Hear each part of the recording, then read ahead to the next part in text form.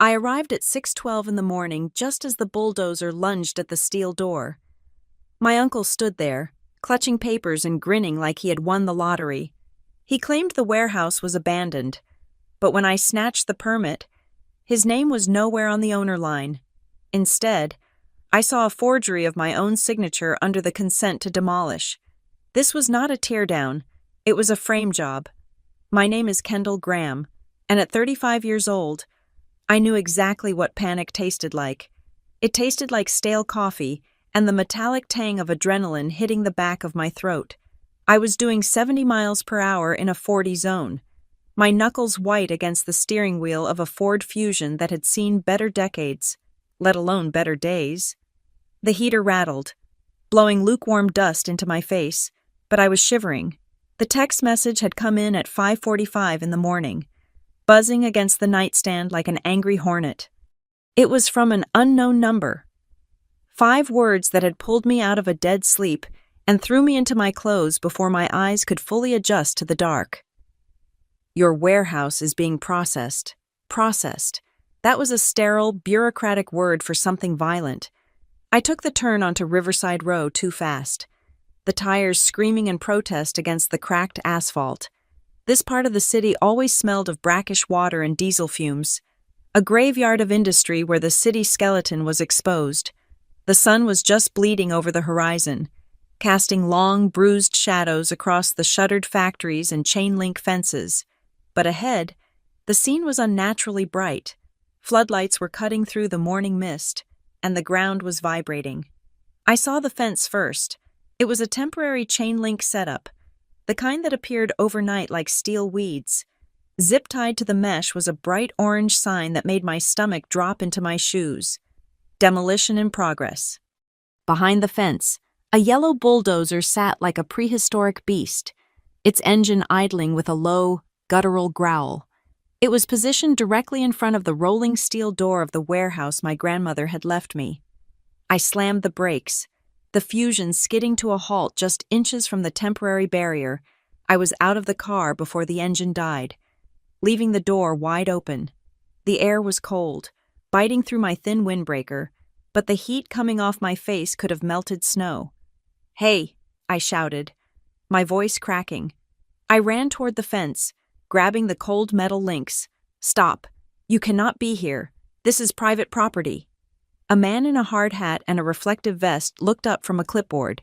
He looked bored, the way men look when they are just doing a job and do not want to hear a woman screaming at 6 in the morning. He pointed a gloved hand toward the side of the lot. "Talk to the owner, lady." I followed his finger, and that was when the rage truly set in. Hot and blinding.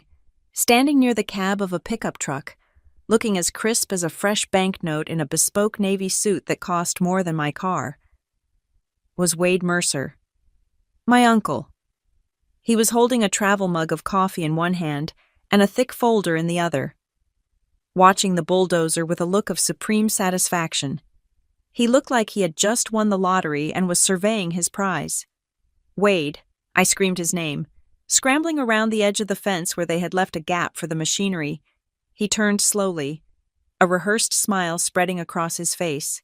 It was the smile he used for investors, for zoning boards, and apparently, for the niece he was trying to rob. "Kendall," he said, his voice smooth, carrying easily over the rumble of the idling engine. "You are late. We were about to get started." I stopped 3 feet from him, breathing hard. The exhaust from the bulldozer was choking me, or maybe it was just the sheer audacity of the man standing in front of me. "Get started on what?" "This is my building." "Wade, what is that machine doing here?" He took a sip of his coffee. Unbothered. "It is a safety hazard. Kenny, look at it. The roof is sagging. The foundation is cracking. The city has been on my back about it for months. We are just doing what needs to be done. It is abandoned. I am cleaning up the family mess, as usual." He said it with such conviction that for a split second, I questioned my own reality. That was Wade's gift.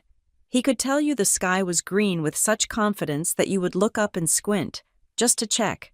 But I knew this building. I knew every brick, every rusted bolt. "It is not abandoned." I snapped. stepping into his personal space. I was here 3 days ago, and it is not your property to clean up. It belongs to Graham Storage, LLC. That is me, not you. Wade sighed, a sound of dramatic patience, as if he were explaining quantum physics to a toddler. He tapped the folder in his hand. The city disagrees. Dangerous structure, public nuisance, emergency demolition order. It is all here, signed, sealed, and delivered. I tried to call you, Kendall, but you never pick up, so I handled it. Let me see it. I did not wait for him to offer. I lunged for the folder. Wade tried to pull it back, a flash of annoyance breaking his composure, but I was faster, and fueled by pure desperation. I ripped the file from his grip, papers crinkling in my fist. Careful, he warned, his voice dropping an octave. That is official city documentation. I ignored him, my hands shaking as I flipped open the cover. My eyes scanned the pages frantically, looking for the lie. I knew it was there. Wade never did anything strictly by the book. He just knew which pages of the book to tear out. The top sheet was a demolition permit issued by the Department of Buildings. It looked authentic. The embossed seal, the heavy cardstock, the stamps. My eyes raced down to the line for property owner. It should have said Graham Storage, LLC, or, if he had somehow managed to steal the deed, it would say Mercer Development. But it said Graham Storage, LLC. I frowned, confusion momentarily dampening my anger. If it listed my company, how could he authorize this? My eyes dropped further, to the bottom of the page, to the section marked Owner Consent for Demolition. The world seemed to tilt on its axis. The air left my lungs in a sharp hiss. There, in black ink, was a signature. Kendall Graham. It was my name. It was my loop on the K, my sharp slash on the G. It looked exactly like the signature I had put on my driver's license, on my lease, on 1,000 compliance reports at work, but I had never seen this piece of paper in my life. I looked up at him, my vision blurring at the edges. You forged my signature. Wade chuckled, a dry, humorless sound. Do not be dramatic. You probably signed it weeks ago in that pile of transfer papers Mom sent over. You forget things. Kendall, you are stressed. It happens. I did not sign this. I said, my voice low and dangerous, I would never sign this. Wade stepped closer, lowering his voice so the demolition crew could not hear. It is done. Kendall, the permit is active. The crew is paid. You are going to walk away. And we are going to turn this eyesore into something that actually makes money. I am doing you a favor. You cannot afford the taxes on this place anyway. I turned away from him, pulling my phone from my pocket. My fingers fumbled over the screen as I dialed 911. Who are you calling? Wade asked, sounding more bored than worried. The police, I spat.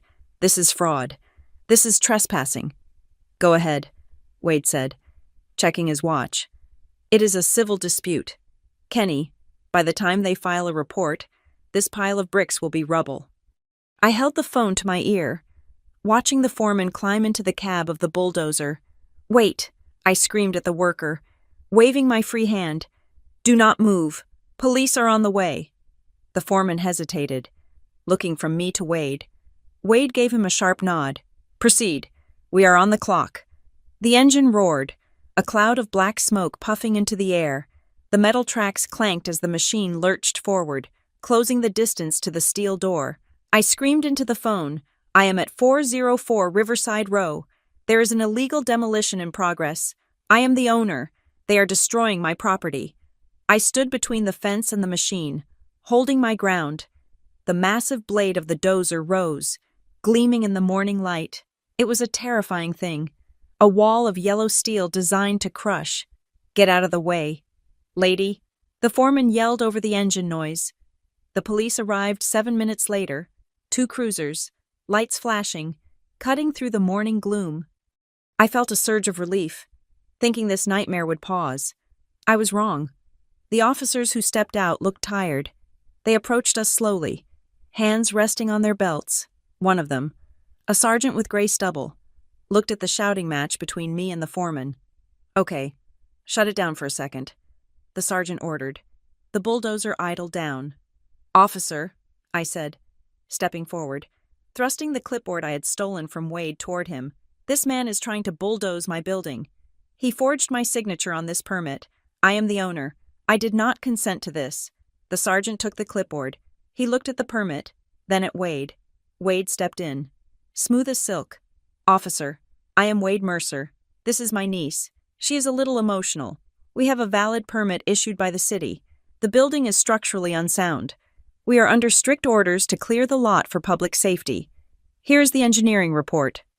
He pulled another document from his jacket pocket. He had backups, of course, and handed it over. The officer glanced at it. It looked official. It had stamps. It had red ink. "She says she did not sign it," the officer said, looking at the signature. "She is confused," Wade said, flashing a sympathetic smile at me. "It is a family trust issue. We are handling it, but the city order is mandatory. If we do not clear this today, the fines start at $10,000 a day." The officer looked at me.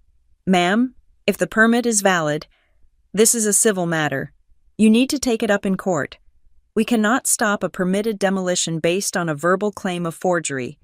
"But it is right there," I pleaded, pointing at the paper. "I am telling you, that is not me. You have to stop them." "We can take a report," the officer said, handing the clipboard back to Wade. "But we cannot obstruct a city safety order without an injunction." Just then, a white sedan pulled up to the curb, tires crunching on the gravel. The door opened, and a man in a neon yellow vest with city building inspector stenciled on the back stepped out. He moved with a suspicious amount of urgency. I had dealt with city inspectors before in my job. They were usually overworked, slow, and impossible to get on the phone. This man had arrived within 15 minutes of the machinery starting. That was not efficiency. That was an appointment. "What is the holdup?" the inspector barked. Marching over. "I am Inspector Vance.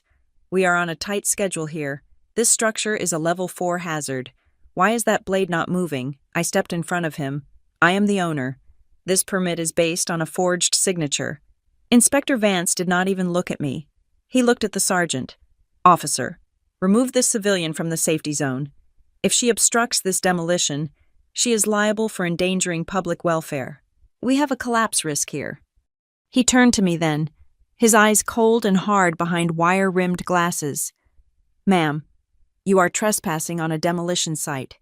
If you do not move your vehicle and step back behind the barrier, I will have you cited for obstructing a municipal operation. The fines are substantial. The walls were closing in." Wade stood there with his arms crossed. The victor.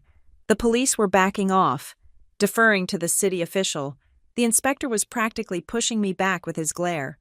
I realized then that shouting would not work. Tears would not work. The law, in this specific, twisted moment, was not on my side because the law was reading the paper, not the truth. "I need a minute," I said, my voice shaking. I need to get my things." "It is an empty warehouse," Wade said, checking his watch again. "You said so yourself. Kendall, there is nothing in there but rats and dust." I looked at him. The way he said empty made the hair on my arms stand up. He was too insistent. He wanted that building gone, and he wanted it gone fast. I took a step back, pulling my phone out again. I did not call anyone. I opened the camera. I stepped close to Wade, catching him off guard.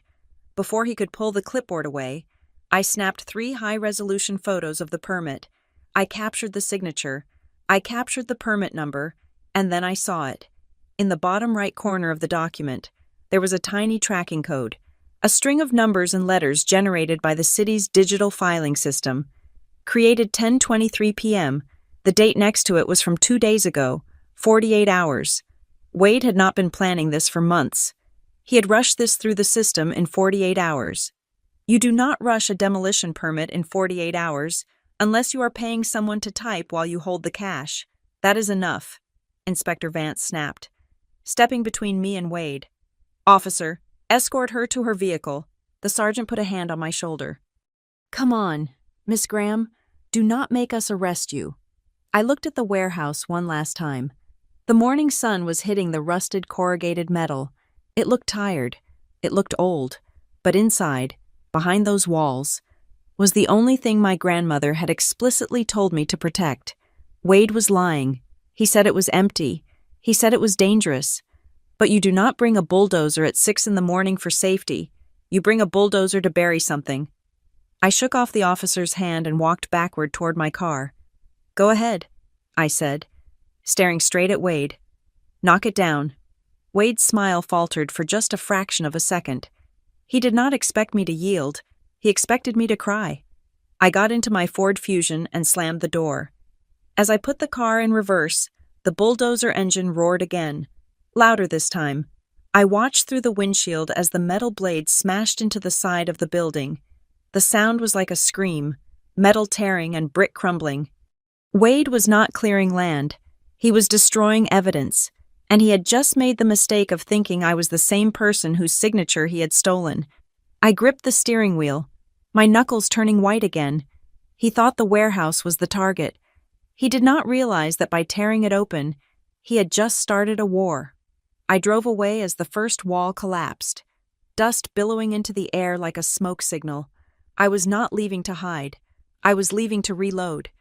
I sat in my Ford Fusion 3 blocks away from the demolition site, watching the dust settle over the tops of the chain-link fences through my rearview mirror.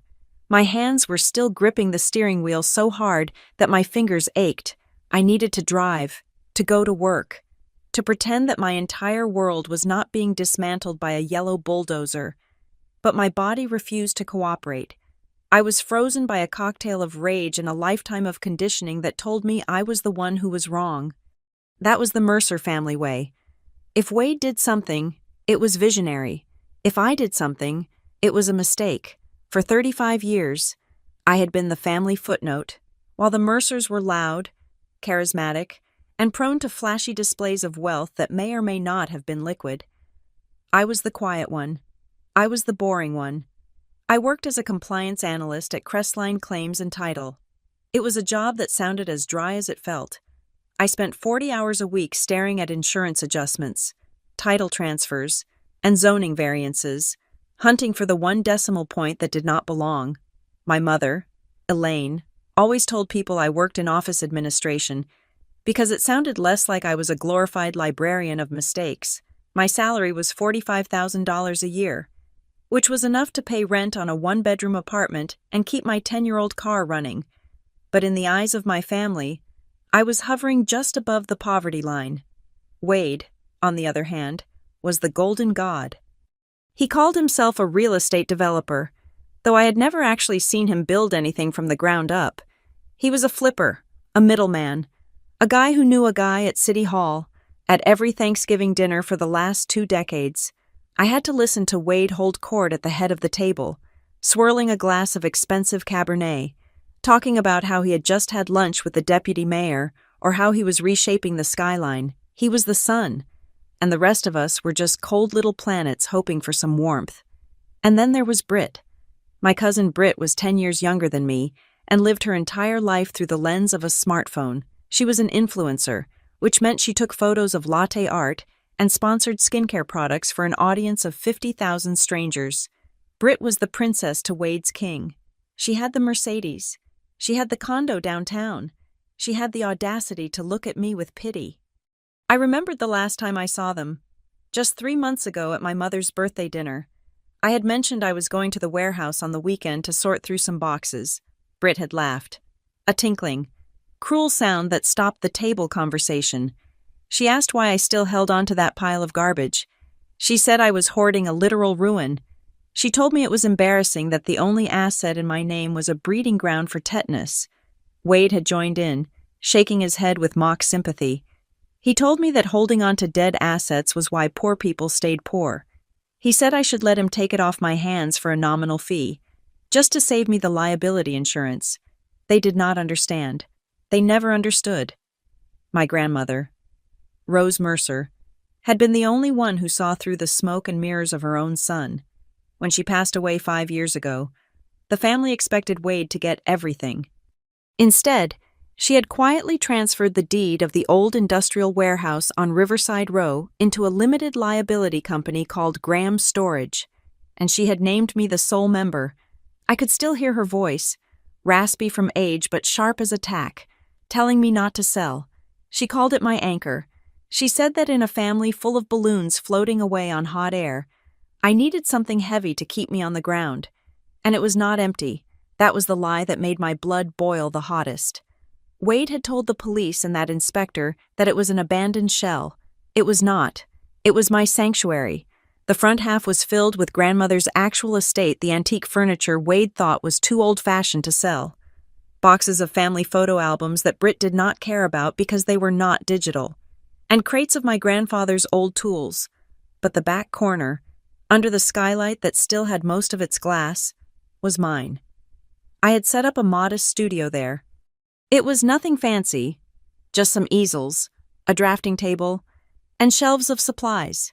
On weekends, I let a local art collective use the space for free to paint sets for community theater. It was not a crack den.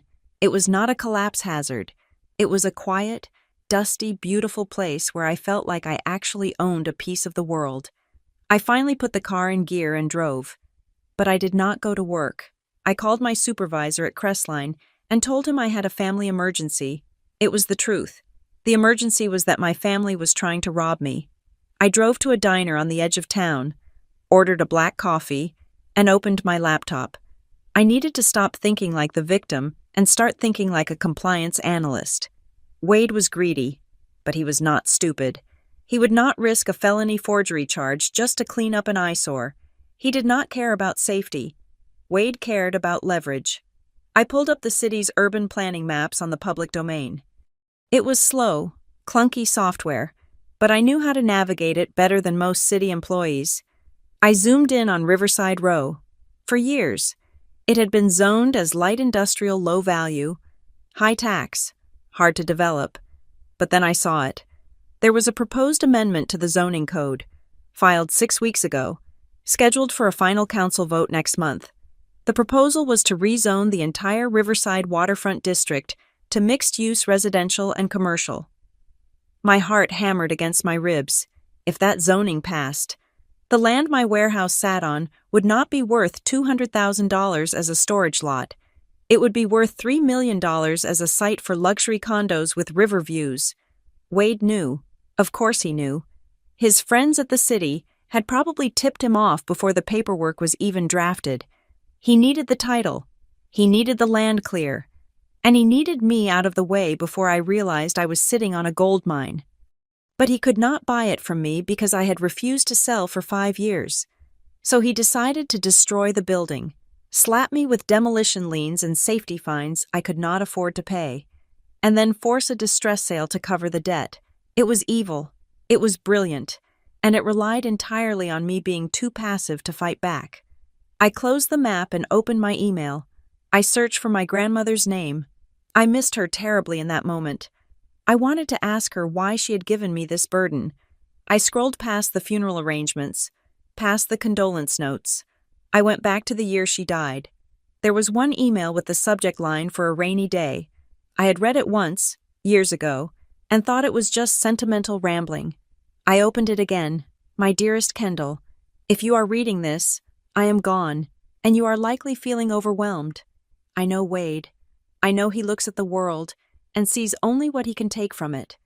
I left the warehouse to you because you are the only one who knows the value of keeping things safe. But listen to me closely. Wade is a shark. If he ever circles you, if he ever tries to force you out, or if you ever see anyone in a hurry to clear out that building, you need to go to the back office. In the floor safe, there is a blue metal lockbox. I have taped the key under the drawer of the old workbench. Do not open it unless you have to, but if they try to bury the truth, the key is yours. Love, Gran. I stared at the screen until the words blurred. If you ever see anyone in a hurry to clear out that building, Wade had rushed a demolition permit in 48 hours.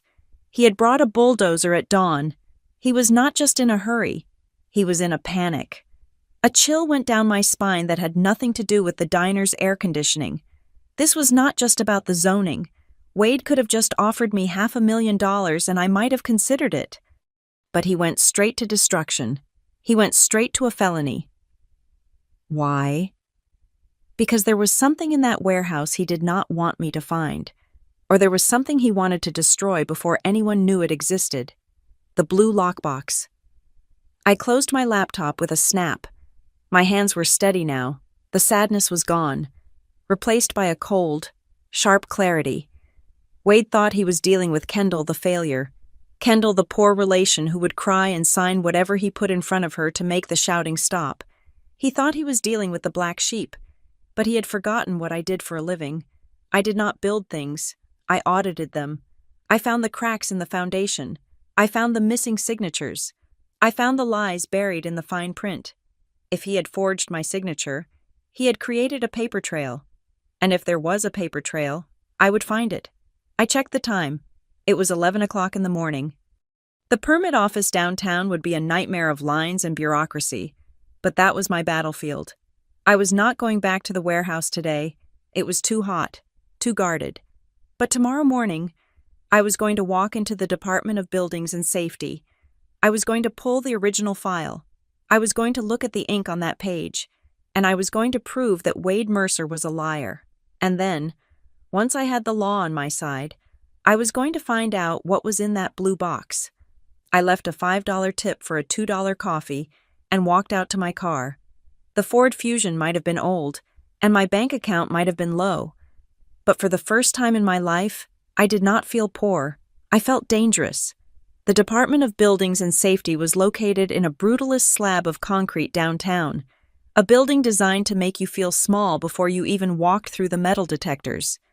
It was 9 o'clock in the morning, and the air inside already smelled of stale coffee, photocopier toner, and low-grade desperation. I pulled a paper ticket from the dispenser, number 42. The red digital counter above the intake windows read, number 4. I sat on a hard plastic chair, my knees bouncing with a nervous energy I could not suppress. I had spent the last hour at an internet cafe, printing out the documents from the LLC, my identification, and the tax records, proving I was the sole signatory for Graham's storage. I had a binder. It was color-coded. This was my language. I might not know how to drive a bulldozer or schmooze a city councilman at a gala, but I knew how to navigate a bureaucracy. Bureaucracies were just machines made of paper, and every machine had an off switch if you knew where to press. 2 hours and 12 minutes later, my number flashed on the screen. I walked up to window 6. The clerk was a woman with frizzy hair and glasses on a chain, looking at me with the aggressive indifference of someone who had 10 years until a pension. I need to see the physical case file for a demolition permit issued yesterday, I said, sliding a slip of paper with the permit number under the glass partition. The address is 404 Riverside Row. She typed the number into her terminal with agonizing slowness. One finger at a time. Click, click, click. That is a sealed active site, she said without looking up. Emergency demolition order, public safety hazard. I am the owner, I said, pressing my driver's license against the glass. And I did not file that permit. I want to know who did. She squinted at the screen. The system says the applicant is Calhoun Redevelopment Partners. The name meant nothing to me.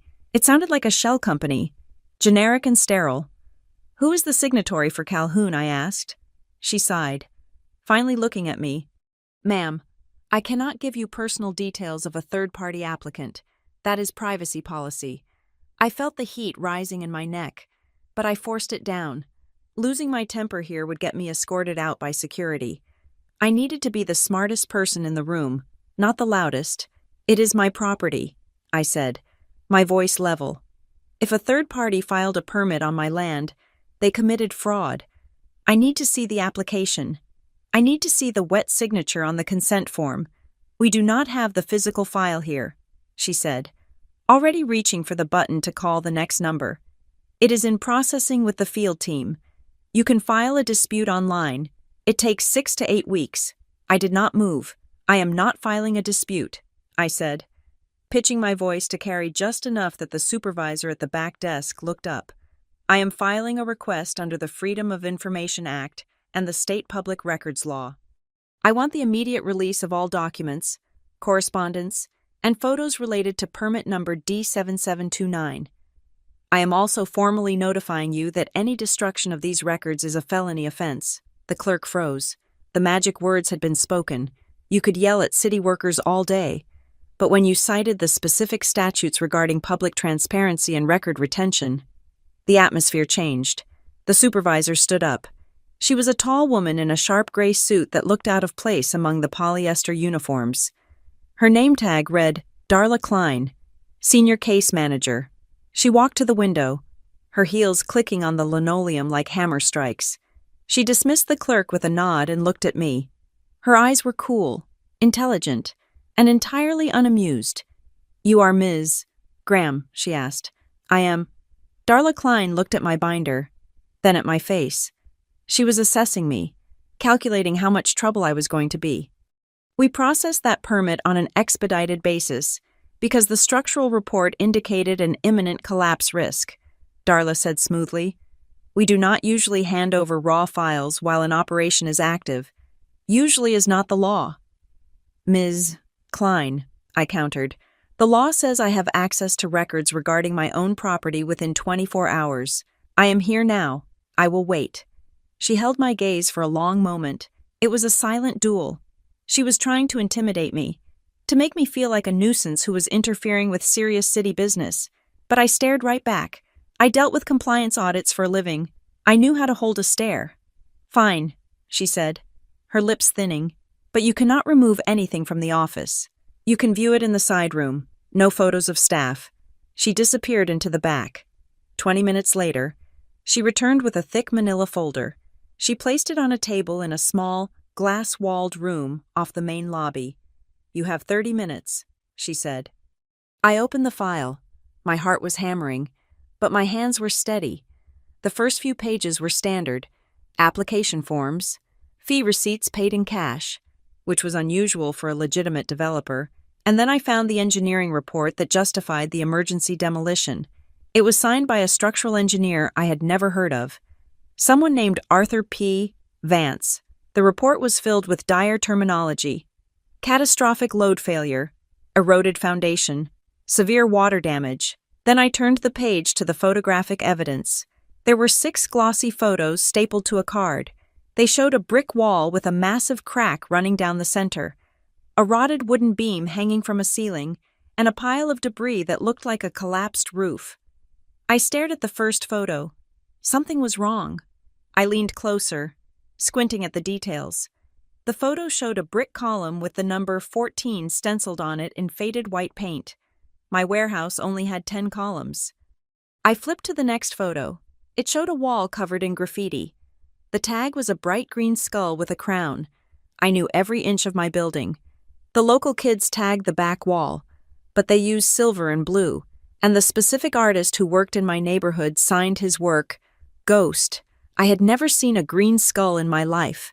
I felt a cold shockwave hit my chest. These were not photos of my warehouse. They had taken pictures of some other ruin, probably miles away, and slipped them into the file to justify the emergency order. This was not just a mistake.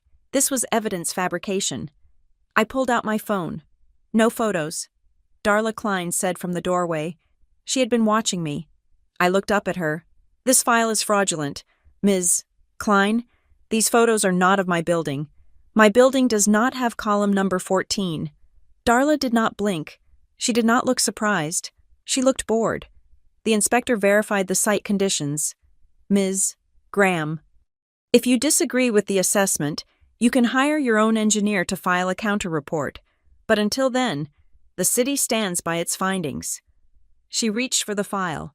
I slammed my hand down on top of it. "I am not done. You are wasting your time," she said, her voice dropping to a near whisper. "And you are making a lot of noise about a building that is going to come down anyway. Sometimes, it is better to just let the system work." "Is that advice?" I asked. "Or a threat?" She smiled, but it did not reach her eyes. "Just an observation. Your 30 minutes are up." I left the office shaking, but not from fear. I was shaking with the thrill of the hunt. They had slipped up. They were arrogant. They thought nobody would look closely at the before photos once the building was a pile of rubble. I needed an expert. I could not just claim the building was safe. I needed a stamp that carried as much weight as the city's. I sat in my car and searched for structural engineers. I skipped the big firms that likely had contracts with the city. I looked for the guys who handled litigation support, the ones who got paid to argue. I found a name, Miles Rourke. His website was terrible, just black text on a white background, but his bio said he had 30 years of experience and specialized in forensic engineering. I called him. He picked up on the second ring. "Rourke here. I need a structural assessment immediately."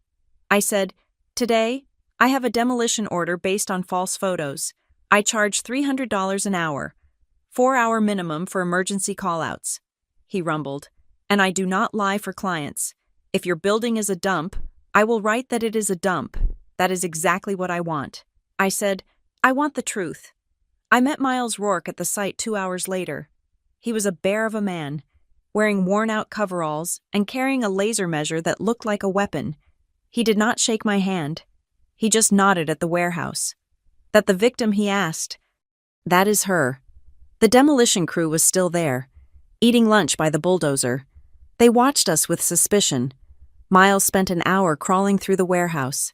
He climbed a ladder to check the trusses. He banged on the brickwork with a mallet. He took hundreds of photos. When he came out, he was wiping dust from his beard. "It is old," he said, putting his tools away. "Needs pointing on the south wall. Roof membrane needs a patch. But dangerous, no. This thing is built like a tank. The load-bearing capacity is double what modern code requires. Whoever said this was in danger of imminent collapse is either blind or lying. Can you put that in a report?" I asked. "By tonight I will have it stamped and emailed by 5. He said. As Miles drove away, I sat in my car to upload the photos I had taken of his inspection. I had bought a dashcam on my way over, a high-end model that recorded audio and video, and I had suction cupped it to my windshield. A white city truck pulled up. It was not Inspector Vance this time, but another man in a uniform. He walked up to my car window and tapped on the glass. I rolled it down 2 inches. "You cannot block the entrance," he said. "I am on the public easement." I replied, "I am legally parked." He leaned in, his face too close to the glass. "Look, lady, you are racking up fines. Every hour this crew waits is billable time. The city is going to put a lien on your property so deep you will never dig out. Why don't you just go home?" I pointed to the camera on my windshield. The red recording light was blinking steady and bright. "Everything you say is being recorded and uploaded to a cloud server." I said, "Including your threat to financially penalize me for exercising my right to inspect my own property. State your name and badge number for the record, please." The man's eyes flicked to the camera, then back to me. He sneered, straightened up, and walked away without a word. I watched him go. He pulled out his phone immediately, dialing a number and pacing angrily by the fence. I sat back in my seat, the adrenaline slowly ebbing away, leaving me cold and lucid. It was not just Wade. Wade was a hustler, but he was not organized enough to fake engineering reports, coordinate with the permit office, and have inspectors running interference for him all in 48 hours. Someone inside the Department of Buildings was helping him. Darla Klein knew about the fake photos. I saw it in her eyes. The inspector knew the building was safe. Calhoun Redevelopment Partners was the shield they were all hiding behind. This was a pipeline, a machine designed to steal property, sanitize the deed, and hand it over to developers, leaving the original owners buried in paper and debt. Wade had brought me into a game I did not know how to play, but he had made a critical error. He assumed I would play by the rules of a family drama, shouting, crying, appealing to emotion. He did not know I had switched games. I was not a niece anymore. I was an auditor, and I had just found the first discrepancy that would bring the whole ledger crashing down. I started the engine. I needed to get home. I needed to send Miles's report to a lawyer, and I needed to find out who was really behind Calhoun Redevelopment Partners. Because if my family was willing to destroy me for a piece of land, then I was willing to burn their little kingdom to the ground to save it. The text message from my mother, Elaine, arrived at 4:30 in the afternoon. It was not a question. It was a summons. "Dinner at 6. Wade is here. We are going to settle this like a family." I sat in my car outside my apartment complex, staring at the screen.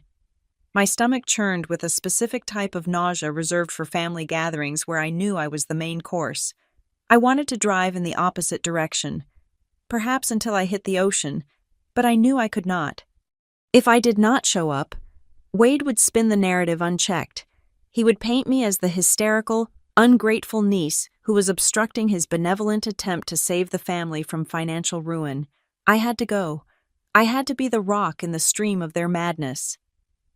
My mother lived in a pristine beige stucco house in the suburbs, a place where the lawns were manicured to within an inch of their lives, and silence was considered a virtue. I parked the Ford Fusion behind Wade's massive black truck. It looked like a predator sitting in the driveway. When I walked inside, the smell of pot roast hit me. It was the scent of my childhood Sundays, a smell that used to mean safety but now just smelled like obligation. They were already seated at the dining room table. Wade was at the head, of course, a napkin tucked into his collar, looking for all the world like a king holding court. My mother sat to his right, her hands clasped nervously on the tablecloth, and across from her sat my cousin Britt.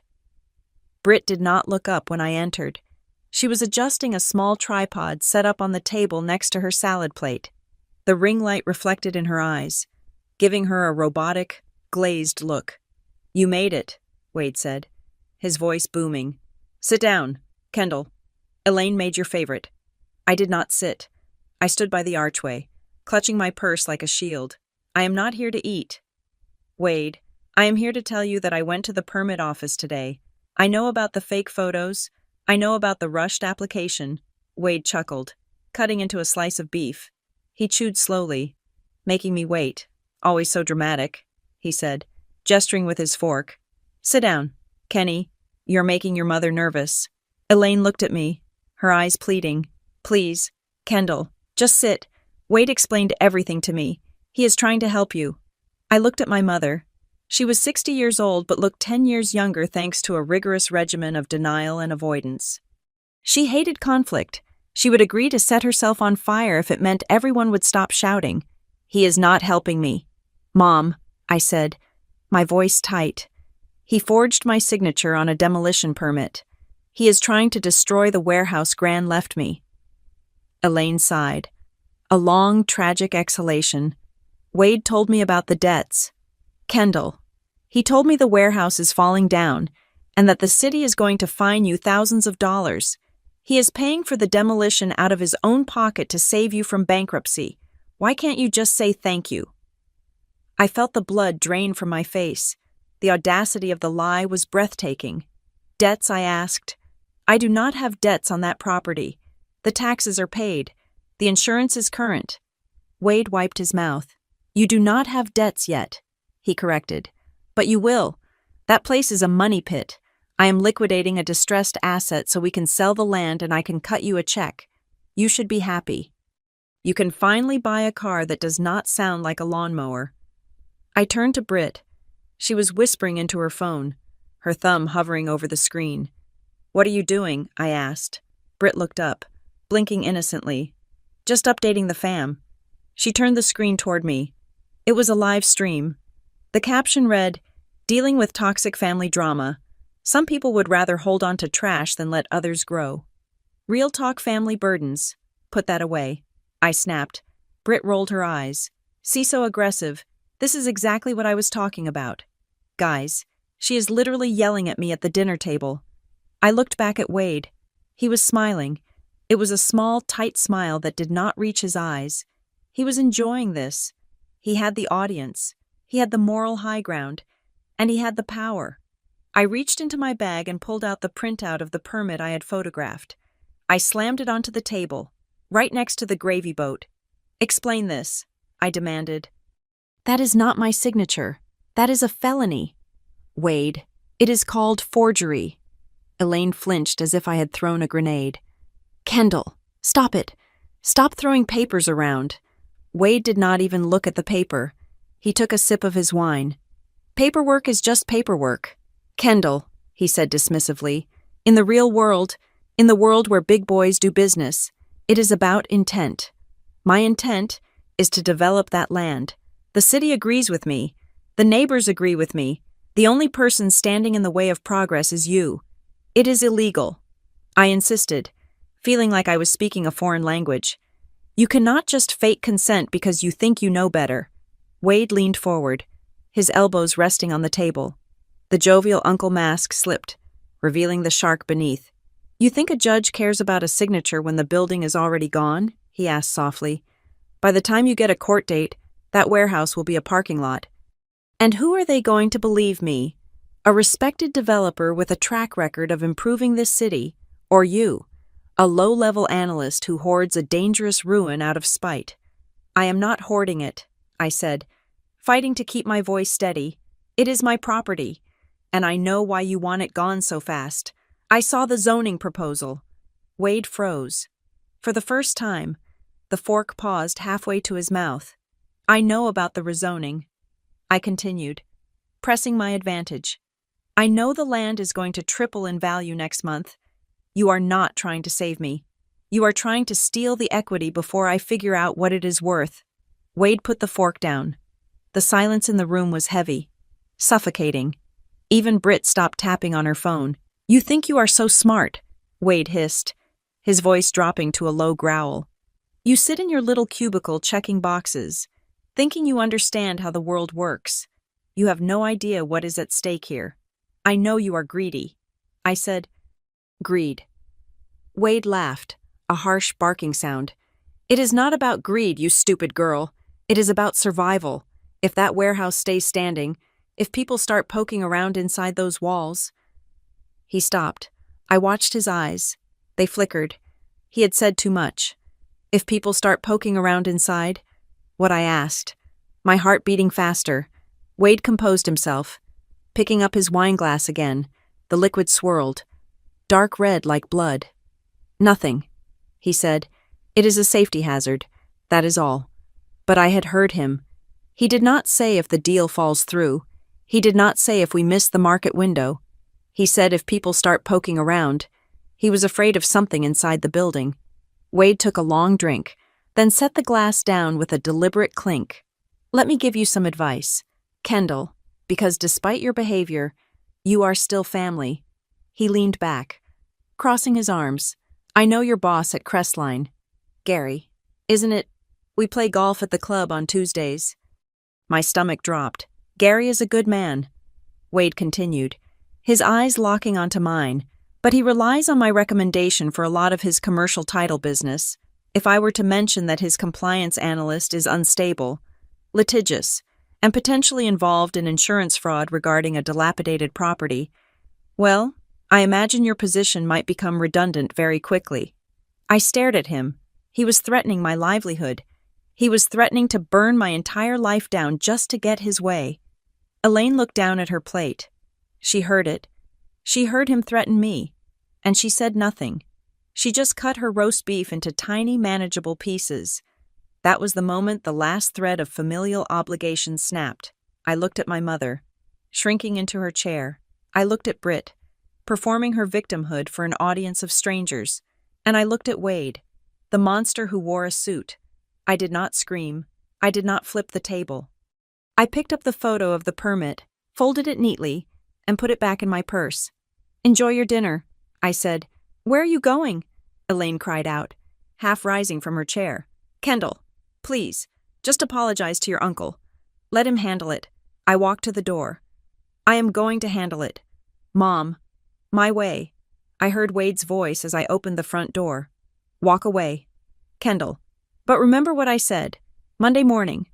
That building comes down, and if you are in the way, you get buried with it. I closed the door on them.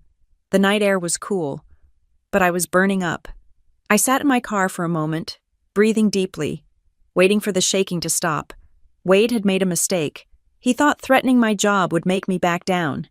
He thought fear was a leash, but he had given me the one thing I was missing: confirmation.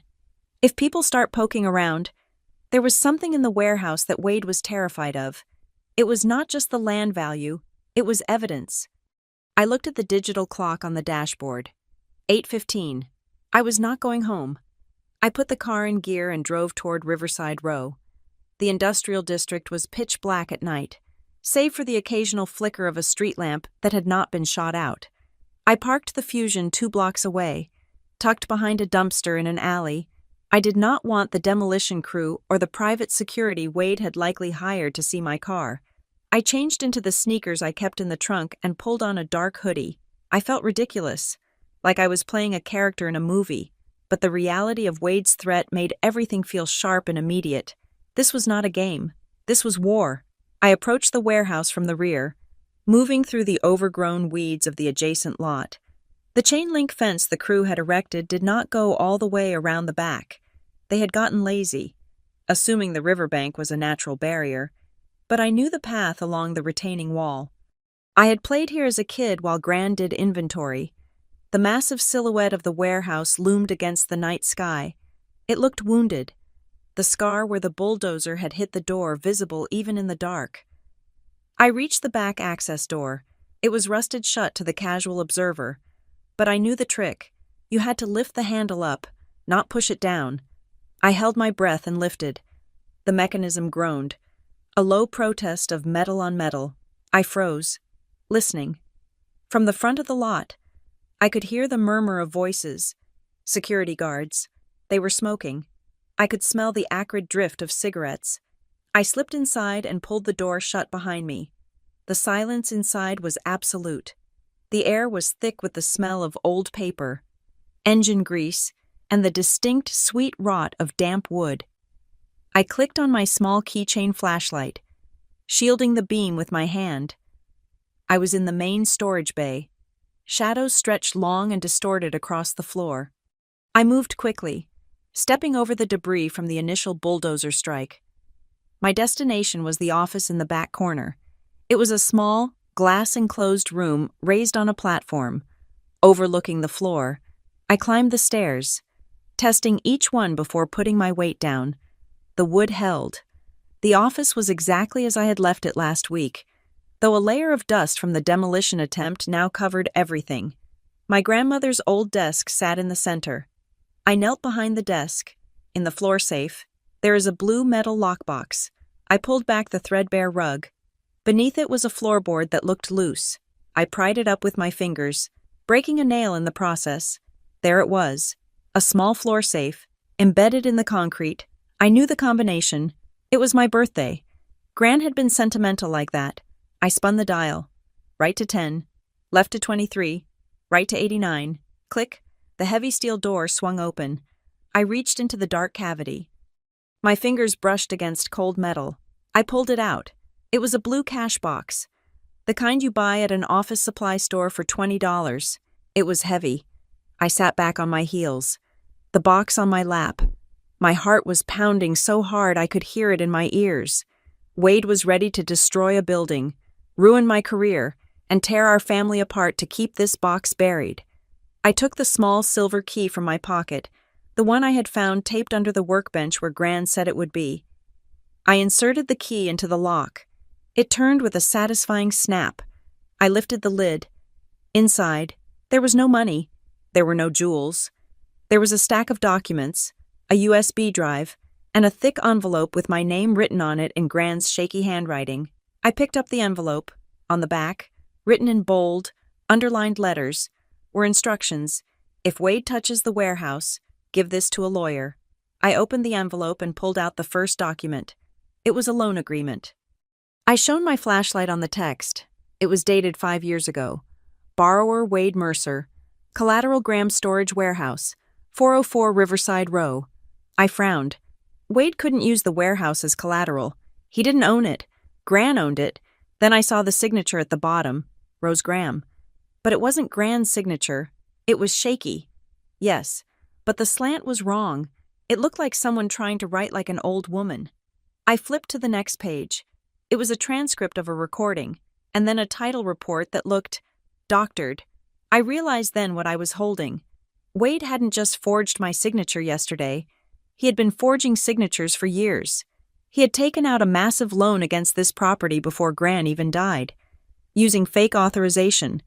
If the warehouse was sold or demolished legally, the title search would be superficial. The loan would be paid off from the proceeds, and the fraud would disappear. But if I kept the warehouse, The loan would eventually come due.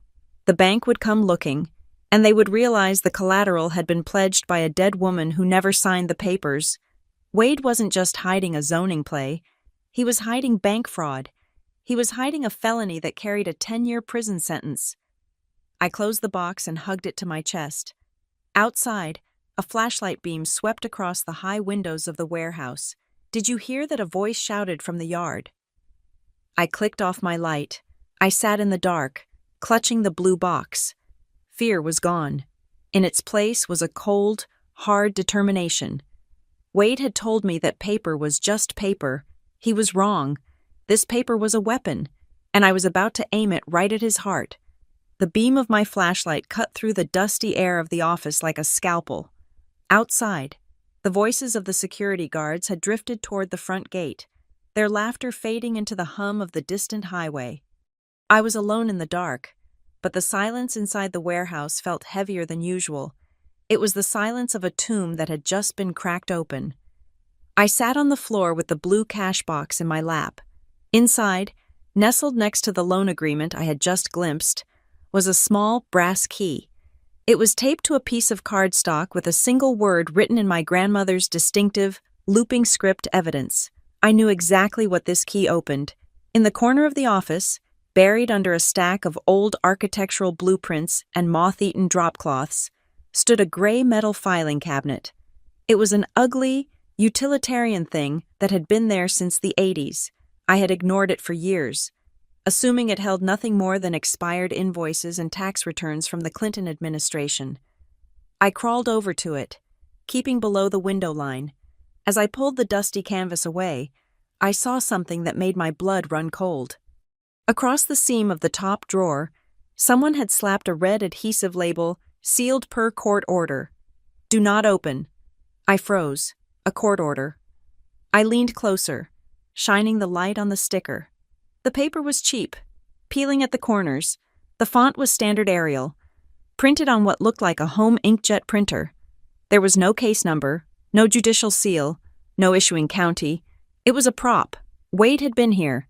He or one of his lackeys had put this sticker here to scare me off. They relied on the fact that Kendall, the good girl, Kendall, the rule follower, would see a legal warning and back away with her tail between her legs. But they forgot that my job was to analyze legal documents for a living. I knew what a real seal looked like. This was a sticker you could buy at an office supply store. I jammed the brass key into the lock of the filing cabinet. It turned with a harsh, grinding click. I ripped the sticker in half as I pulled the drawer open. It was not full of old tax returns. It was arranged with the precision of a criminal defense file. Front and center was a thick manila envelope. On the front, Gran had written, "If Wade touches the warehouse, give this to a lawyer." My hands were shaking, not from fear, but from a sudden, overwhelming wave of grief. She had known. She had known for years that her son was a vulture, and she had spent her final days building a fortress of paper to protect me. I opened the envelope. First came the title report. It was a copy, but the relevant sections were highlighted in yellow. It showed a lien against the property recorded 5 years ago. Mortgage encumbrance, $750,000. Lender Shadow Creek Private Equity. Signatory Rose Mercer. I stared at the number. $750,000. Wade had not just borrowed a little money, he had leveraged the entire value of the property and then some. I flipped to the next document. It was a scan of the promissory note. The signature at the bottom read, Rose Mercer. But the slant was wrong. The pressure points were wrong. It was a forgery, and not even a particularly good one. Then I found the USB drive. It was taped to the bottom of the file folder. I pulled my laptop from my backpack. The screen glowed blue in the darkness, illuminating the dust motes dancing in the air. I plugged in the drive. There were 3 folders: emails, invoices, and audio. I opened the audio folder first. There was a single file dated 6 months before Gran died. I put my earbuds in and clicked play. The sound of static filled my ears, followed by the clinking of teacups. Then, my grandmother's voice, frail but steady. "I am not signing it. Wade, I told you no." Then Wade's voice. He sounded younger, more desperate, stripped of the polished veneer he wore at dinner parties. "Mom, you do not understand. The market is shifting. I am overextended on the Bayside project. I just need you to sign the restructuring agreement. It is just paper. It releases the equity so I can float the loan for another 6 months." "It is not just paper," Gran snapped. "It is theft. I saw the bank statements you tried to hide. You took a loan out on this building 3 years ago. You forged my name then. And now you want me to sign this so you can cover your tracks before the audit." "I did it for the family," Wade shouted. The audio spiked, distorting his voice. "If I default, they take everything. Do you want me to go to jail?" "Is that what you want?" "I want you to stop lying," Gran said, her voice dropping to a whisper that hit me harder than a scream. "I am not signing, and I am changing my will. The warehouse goes to Kendall. If you want to steal it from her, you will have to look her in the eye and do it." Kendall Wade scoffed. "She is a mouse. She won't know what to do with it. She is smarter than you," Gran said, "and she is honest. Something you forgot how to be a long time ago." The recording ended. I sat there in the dark, tears streaming down my face. I wiped them away angrily, the puzzle pieces slammed into place. Wade did not just want the land for the zoning increase. That was just the bonus. The real reason he needed the warehouse demolished immediately was the loan. The note was likely coming due, or Shadow Creek Private Equity was demanding an inspection of the collateral. If the bank inspectors came here and spoke to me, I would tell them I never authorized a loan. The fraud would be exposed. Wade would go to prison for bank fraud and forgery.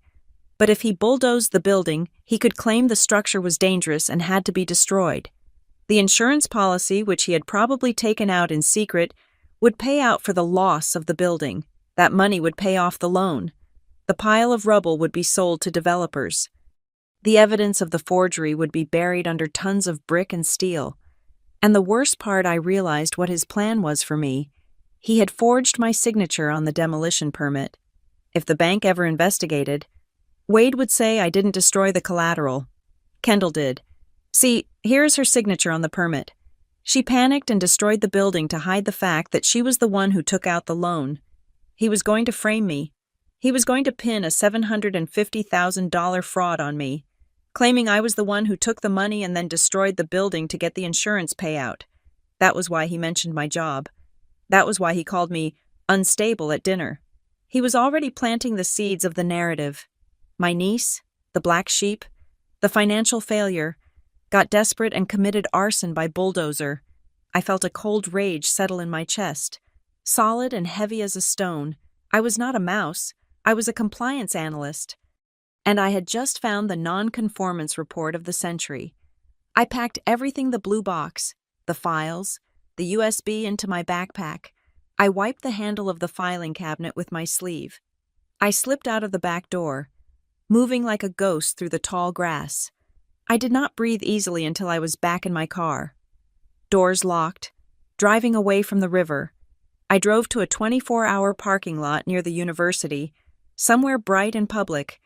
My hands were shaking so hard I could barely hold my phone. I dialed a number I had not called in 6 months. Tessa Vaughn picked up on the third ring. Her voice was raspy. I had probably woken her up. "Graham, it is midnight. You better be in jail or at a hospital." I found the ledger. "Tessa," I said. The sleep vanished from her voice instantly. Tessa and I had gone to college together. She was now an assistant district attorney in the fraud division. She was the smartest person I knew, and the most ruthless when it came to white-collar crime. "What are you talking about?" Tessa asked. "Wade," I said. "My uncle? He forged a mortgage on my grandmother's warehouse 5 years ago. $750,000. He is trying to bulldoze the building tomorrow to hide the collateral deficiency before the loan balloons.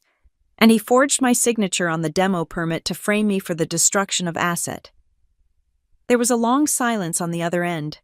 I could hear the rustle of sheets as she sat up. "Do you have proof?" she asked. "I have the original title report." I said, "I have the forged promissory note. And I have an audio recording of him admitting to the first forgery and trying to coerce my grandmother into a cover-up." "Kendall," Tessa said, her voice dropping to her professional register. This is not a family dispute anymore. This is a felony. This is bank fraud, wire fraud, and grand larceny. I know, I said. But I need to stop the demolition. The temporary restraining order will not hold if he has people on the inside. He has a permit. He has a corrupt inspector. Tessa hummed. A sound of calculating logic. The historical documents prove he is a criminal. Yes, but to nail him to the wall to make sure he goes away and does not just settle out of court with a fine, we need to prove the current conspiracy. We need to link the old fraud to the new permit. What do I do? We need to catch him pulling the strings, Tessa said. We need proof that he knowingly paid for that permit and directed the forgery now. If we can prove he bribed a city official to expedite a fraudulent demolition, we have him on RICO. That is federal. That is no bail territory. I thought about the tracking code on the permit. I thought about Darla Klein's cold eyes. I can get that. I said, do not do anything stupid.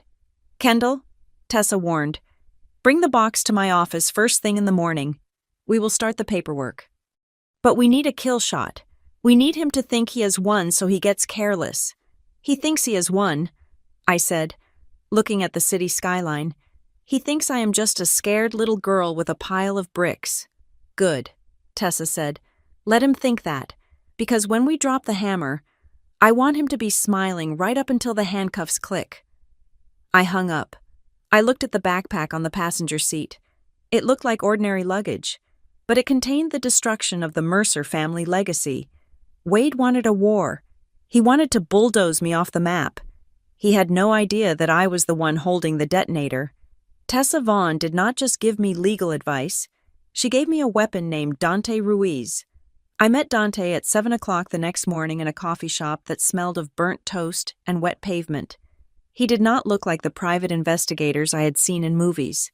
There was no trench coat, no fedora, and no air of noir mystery. Dante was a short, wiry man in his 40s wearing a hooded sweatshirt and expensive running shoes. He looked like a marathon runner who had taken a wrong turn into corporate espionage. He slid a thin tablet across the scratched table before I had even taken a sip of my tea. Calhoun Redevelopment Partners is a ghost, Dante said. His voice was raspy, the voice of a man who spent too much time talking on burner phones. I looked at the screen. It displayed a corporate registration page. I ran a deep skip trace. He continued. The company was incorporated 48 hours before the permit application was filed. The registered agent is a service in a strip mall in Delaware. The physical address listed on the application belongs to a laundromat in Queens. There are no employees, no assets, and no credit history. It is a shell. Kendall, a paper mask. I nodded, feeling a grim satisfaction. I knew it. Wade is hiding behind it. Dante tapped the screen, not just hiding, insulation. If the demolition goes wrong, or if the city sues for damages, Calhoun Redevelopment Partners declares bankruptcy and dissolves. Wade walks away clean because his name is not on a single piece of paper. He is using a burner company to destroy your property. We need to link him to it, I said. We need to prove he is the one pulling the strings. I am working on the money trail. Dante said. Shell companies cost money to set up. Someone paid the filing fees. Someone paid the registered agent. I will find the credit card or the bank transfer. But that takes time. What is your timeline? The bulldozer is parked at my front door. I said, I have hours, not days. Then you need to stop the clock, Dante said. Closing the tablet cover, you need a judge to freeze the site. I spent the next 3 hours in the stifling atmosphere of the county courthouse, huddled in a conference room with Tessa. She had taken a personal day to help me file for an emergency temporary restraining order. We were armed with the structural report from Miles Rourke and the evidence of the fake photos. The hearing was at 1:30 in the afternoon. It was not a trial, just a hearing in chambers before Judge Harrison, a man who looked like he had been carving stone tablets when the 10 Commandments were written. Wade was not there. Instead, he had sent a lawyer, a man named Sterling who wore a suit that cost more than my annual salary. Your Honor, Sterling began, his voice dripping with condescension, this is a frivolous attempt to obstruct a necessary public safety measure. The structure in question is a death trap. My client, acting as a concerned family member and developer, is simply trying to mitigate a hazard. He is not the owner, Tessa countered, her voice sharp and clear. And the hazard is fabricated. We have a certified report from an independent structural engineer stating the building is stable. The photos in the city file are fraudulent. Judge Harrison peered over his spectacles. Fraudulent photos. That is a serious accusation. Ms. Vaughn, we have proof, Tessa said, handing over Miles's report and the side-by-side comparison of the graffiti. The photos in the permit file are not of the Graham storage warehouse. This permit was obtained under false pretenses. The judge frowned. Looking at the documents, Mr. Sterling. Sterling did not flinch. He reached into his briefcase and pulled out a single sheet of paper. We dispute the claim that Mr. Mercer has no authority, Your Honor. While Ms. Graham is the technical owner of the LLC, she executed a limited power of attorney 6 months ago, granting Mr. Mercer full authority to manage real estate assets in the event of, and I quote, financial distress or inability to manage estate affairs. He slid the paper toward the judge. My heart stopped. A power of attorney. I had never signed a power of attorney. Let me see that, I said, my voice rising. Sterling slid a copy toward me. I looked at the document. It was dated January 15th. It gave Wade Mercer absolute power to sell, lease, or demolish property owned by Graham Storage, LLC. And at the bottom was my signature. It was perfect. It was not the shaky forgery I had seen on the loan documents in the blue box. This was sharp. It had the slight hesitation on the upstroke of the K. It had the specific heavy dot on the I in my middle name. It looked exactly like the signature I used on my tax returns. It is a forgery, I whispered. Sterling smiled. It is notarized. Ms. Graham. I looked at the notary stamp. Elena Rostova. I did not know an Elena Rostova. This is a lie, I said, looking at the judge. I never signed this. I was in Chicago on January 15th for a compliance conference. I can prove it with flight records. Judge Harrison looked at the paper, then at me. Ms. Graham, a notarized affidavit carries significant weight. However, given the conflicting engineering reports and the allegation regarding the photos, I am granting a temporary stay.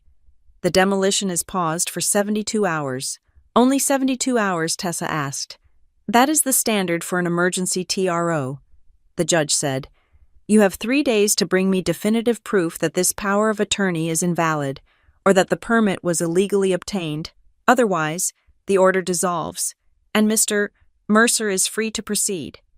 We walked out of the courthouse into the blinding afternoon sun. I felt sick. He is getting better at it. I said to Tessa, that signature, it was terrifying. It looked like mine. It is a digital lift, Tessa said. Her face grim. He probably took a high-resolution scan of your signature from a birthday card or an old check, cleaned it up in Photoshop, and printed it onto the document. It is hard to detect without a forensic handwriting analyst. I have 3 days. I said, I cannot hire a forensic analyst and get a report in 3 days. No, Tessa said. We need something faster. We need to catch him in the act. I went back to my apartment, but I did not rest. I turned my living room into a war room. I spread the documents from the blue box on the floor, the old forged loan, the recording transcript, and placed the new power of attorney next to them. I was a compliance analyst. Spotting discrepancies was my job. I pulled out my magnifying glass and a stack of my own canceled checks from the last 5 years. I started comparing the signature on the power of attorney to my real signatures. It was too perfect. That was the flaw. Human beings have natural variance. No two signatures are geometrically identical. If you overlay 2 genuine signatures, they will never match perfectly. I scanned the power of attorney signature into my laptop. Then I scanned a check I had written to my landlord in December. I overlaid them in an image editor. They were a 100% match. Every curve, every pixel aligned perfectly. It was a copy-paste job. He had stolen my signature from that specific check number 402, and pasted it onto his fabricated legal document. I had the proof of forgery. But as Tessa had said, proving a document was fake in court took time. I needed to prove the conspiracy. I needed to prove who helped him. My phone buzzed. It was Dante. "Check your secure email," he said. "You are going to want to see this." I opened my laptop. Dante had sent a video file. Subject, the handoff. Time, 8:45 p.m. Location, the Onyx Room. I clicked play. The video was grainy, shot from a distance, likely from a button camera or a phone propped up on a table. It showed the interior of a dimly lit, upscale bar. In the corner booth sat Wade. He looked agitated. He was checking his watch every few seconds. A woman walked into the frame. I recognized the sharp gray suit. I recognized the posture. It was Darla Klein, the senior case manager from the permit office. She sat down opposite Wade. She did not order a drink. Wade leaned in, speaking rapidly. The audio was muffled by the ambient noise of the bar, but Dante had run a filter to enhance the voices. Stalled. Wade was saying, "She got a TRO. You said the paperwork was bulletproof. I said the permit was processed," Darla replied, her voice cool. "I cannot control a judge. You told me she was a nobody. You did not tell me she would hire a lawyer. She is a nobody." Wade spat. "She is just making noise. I need that building down by Monday. If the bank inspectors see it standing—" "That is your problem," Darla said. I expedited the file. I swapped the photos. I did my part. Wade reached into his jacket pocket. He pulled out a thick white envelope. It was bulky. "Here," Wade said, sliding it across the table. 5,000? Just like we agreed. Make sure the file stays lost if she files another request. And tell Vance to get his ass back out there the second the TRO expires." Darla took the envelope. She peeked inside, nodded, and slipped it into her purse. "If this goes south—" "Wade, I do not know you," she said. The video ended. I sat back, my heart pounding against my ribs. We had him. We had the bribe. We had the admission of swapping the photos. We had the connection between Wade and the corrupt city official. I called Tessa immediately. I saw it. She said, picking up on the first ring, "Dante sent it to me too. This is it." "Right," I asked. "We can arrest him. We have enough for an indictment," Tessa said slowly. "But Kendall, listen to me." There was a hesitation in her voice that scared me. "What I asked, if we arrest him now, we get him on bribery and maybe document fraud. He makes bail in 24 hours. He hires a team of lawyers to suppress the video. He claims the money was a consulting fee. He drags this out for 2 years while you go bankrupt paying legal fees. Then what do we do?" "We need the felony that puts him away for 10 years without bail," Tessa said. "We need to catch him executing the fraud. We need him to try to destroy the building after he knows you have caught him. I do not understand." "Kendall, think about the narrative he is building," Tessa said. "He has a power of attorney. He has a permit. If the building goes down, he is going to claim you did it. He is going to claim you destroyed the collateral to claim the insurance money because you were broke." I felt the blood drain from my face. The loan fraud. The insurance fraud. He was setting me up to take the fall for $1 million crime. "He wants you to be the criminal," Tessa said. "So we have to let him play his hand. We have to let him think he has won. We need him to walk into that warehouse, or order that bulldozer forward, while we have law enforcement watching. We need to catch him in the act of destruction." "So we wait?" I asked, my voice trembling. "We bait him," Tessa corrected. "We make him think you have given up. We make him think the TRO is going to expire and you are walking away. We make him confident. Arrogant men make mistakes when they think they have won." I looked at the documents on my floor. I looked at the signature that was mine, but not mine. Wade had spent his whole life thinking I was weak. He thought I was the good girl who followed the rules. He thought he could bulldoze my life like he tried to bulldoze my warehouse. I felt a shift inside me.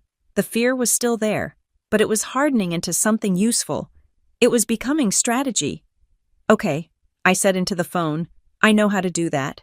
"How?" Tessa asked. "He wants me to be the failure," I said. He wants me to be the niece who could not handle the pressure. So I will be her. I will surrender. I hung up the phone. I walked over to the window and looked out at the city lights. Wade was out there somewhere, probably celebrating his cleverness, drinking expensive scotch paid for with stolen money. He wanted a show. He wanted to be the hero who saved the family from my incompetence. I would give him his show. I would give him exactly what he wanted. Right up until the moment I snapped the trap shut, I picked up my phone and opened the messaging app. I typed a message to Wade. "You win. I can't afford the lawyer anymore. Let's talk."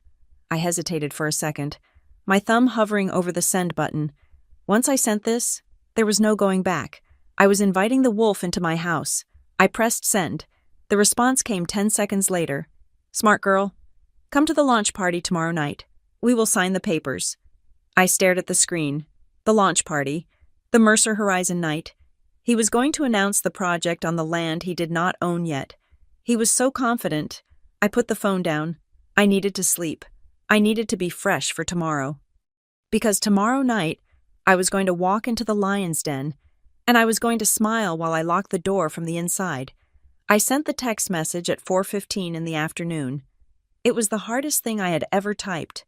Not because the words were difficult, but because they tasted like ash in my mouth. "You win. I cannot afford the legal fees anymore. I am drowning. I just want to negotiate a settlement before I lose everything." I stared at the screen, my thumb hovering over the send button. This was the white flag. This was the surrender. If Wade was the predator I knew him to be, he would not just accept it. He would want to parade it. He would want to display his victory like a trophy hunter mounting a head on the wall. I pressed send. His reply came 3 minutes later. It was not a text. It was a digital invitation. Mercer Horizon night. The grand ballroom at the Westin. 7 o'clock. Dress to impress. We will announce the settlement to the partners. Do not be late. I looked at Tessa, who was sitting across from me at my kitchen table, wearing headphones connected to a sleek black receiver. He took the bait. I said. Tessa nodded, her face grim. Of course he did. Narcissists cannot resist an audience. He does not just want your land. Kendall, he wants your submission. He needs to show the world that he brought the rebellious niece to heel. Dante Ruiz was standing by the window, adjusting the collar of a tuxedo that looked surprisingly natural on him. He held up a small, silver pin that looked like a generic piece of costume jewelry. It is a unidirectional microphone, Dante explained, handing it to me. Pin it to your lapel. It has a range of 50 feet. I will be in the room as a caterer. Tessa will be in the van outside recording the feed. Is this admissible, I asked, pinning the device to the black dress I had pulled from the back of my closet. State law allows for one-party consent if there is a reasonable suspicion of a felony in progress, Tessa said. Plus, we are not relying solely on the audio. Dante is your witness. We just need him to say it loud enough for the microphone to catch the inflection. We need the arrogance. Kendall, we need him to feel so safe that he tells the truth. I arrived at the Westin at 7:30. The valet line was full of luxury sedans and sports cars. A massive banner hung over the entrance, Mercer Development Reshaping the Riverfront. I walked up the red carpet. My stomach was doing somersaults, but I forced my face into a mask of tired resignation. I had to look beaten. I had to look like a woman who had spent the last 3 days crying over a checkbook. Near the entrance, a ring light was blindingly bright. Britt was there, holding her phone out at arm's length, talking to her followers. She wore a shimmering gold dress that cost more than my car. So excited for tonight, guys, she was saying, her voice pitched high and fake. My dad is about to make a huge announcement. We are finally clearing out the old junk to make way for the future. And guess who finally decided to show up and stop being a hater? She swiveled the camera toward me as I approached. Oh, look, it is Cousin Kendall, Britt smirked. Did you finally realize that you cannot stop progress? I stopped. I looked at the camera, then at Britt. I slumped my shoulders slightly, letting the exhaustion show. I am just here to talk to Wade. I said quietly, I do not want any trouble. Britt rolled her eyes, talking back to her screen. See, I told you guys. Some people just want attention until the bill comes due. Then they come crawling back. She waved me past like I was the help. Go on in. Dad is holding court by the champagne tower. Try not to depress everyone. I walked into the ballroom. It was a sea of black suits and cocktail dresses. Waiters circulated with trays of hors d'oeuvres. A jazz band played softly in the corner. The air smelled of expensive perfume and money. And there he was. Wade stood in the center of the room, surrounded by a group of men who looked like bankers and city officials. He was laughing, a glass of scotch in one hand, gesturing broadly with the other. He looked powerful. He looked untouchable. I took a deep breath. Arrogant men make mistakes when they think they have won. I walked straight toward him. Wade saw me coming. The laughter died on his lips, replaced by a smile that was pure predator. He opened his arms wide. Kendall, he boomed, silencing the conversation around him. Everyone. Look who it is. My niece. The prodigal daughter returns. He wrapped an arm around my shoulders, pulling me in tight. His grip was hard, painful. It was a warning disguised as a hug. I am glad you came to your senses, he whispered in my ear. I pulled away gently, keeping my eyes downcast. I did not have a choice. Wade, I said, my voice trembling just enough. The lawyer said I could not win. The city is on your side. I want it to be over. Wade beamed, turning to the men around him. See, family, we have our disagreements, but in the end, we all want what is best for the legacy. Gentlemen, this is Kendall. She has agreed to transfer the final rights to the Riverside property so we can break ground on Monday. A round of polite applause rippled through the circle. One of the men, a heavy-set guy with a red face, raised his glass. To the Mercer Horizon project. That land is a gold mine, Wade. Good job clearing the hurdles. I waited for the applause to die down. I needed to isolate him, but not too much. I needed him to feel the safety of the crowd, but speak the truth of the conspiracy. Can we talk? I asked. Just for a minute. Before I sign anything, Wade checked his watch. He was impatient, but he was also enjoying this. He nodded. Excuse us, gentlemen. Just some housekeeping. He guided me away from the center of the room, toward a high-top table near the bar. It was quieter here, but we were still visible. I saw Dante moving through the crowd with a tray of empty glasses. He stopped about 10 feet away, his back to us, cleaning a spill on a table. He was in position. Wade took a sip of his scotch. You look tired. Kendall, I told you this would happen. You should have just taken the offer 6 months ago. I looked at him. I needed to push the right buttons. I needed to question his competence so he would brag about his control. I am tired, I admitted. But Wade, I am scared. Scared of what? The permit. I said, I saw the paperwork at the office. The signature. It is not mine. And the photos were fake. What if the city finds out? What if they audit the file after the demolition? Wade laughed. It was a low, dismissive chuckle. He leaned in closer, invading my personal space. Kendall, grow up. Do you think buildings get built in this city by following every little rule? The city is not going to audit the file. But my name is on it, I insisted, letting a note of panic rise in my voice. If they find out it is forged, I could go to jail.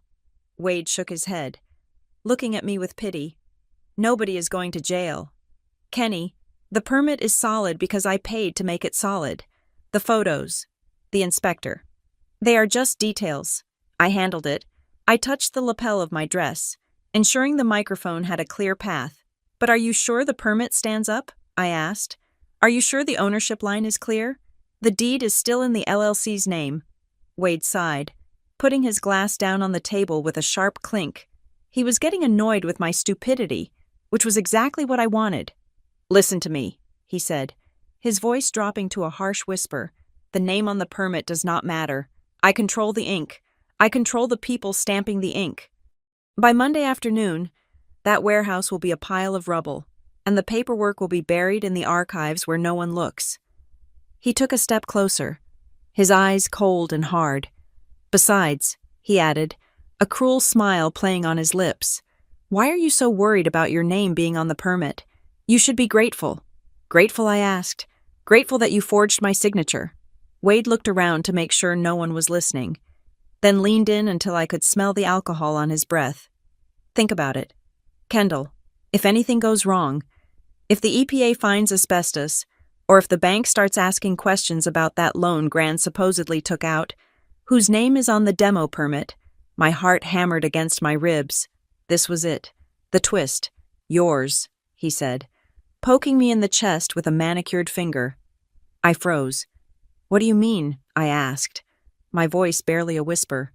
Wade smirked. He thought he was teaching me a lesson in business.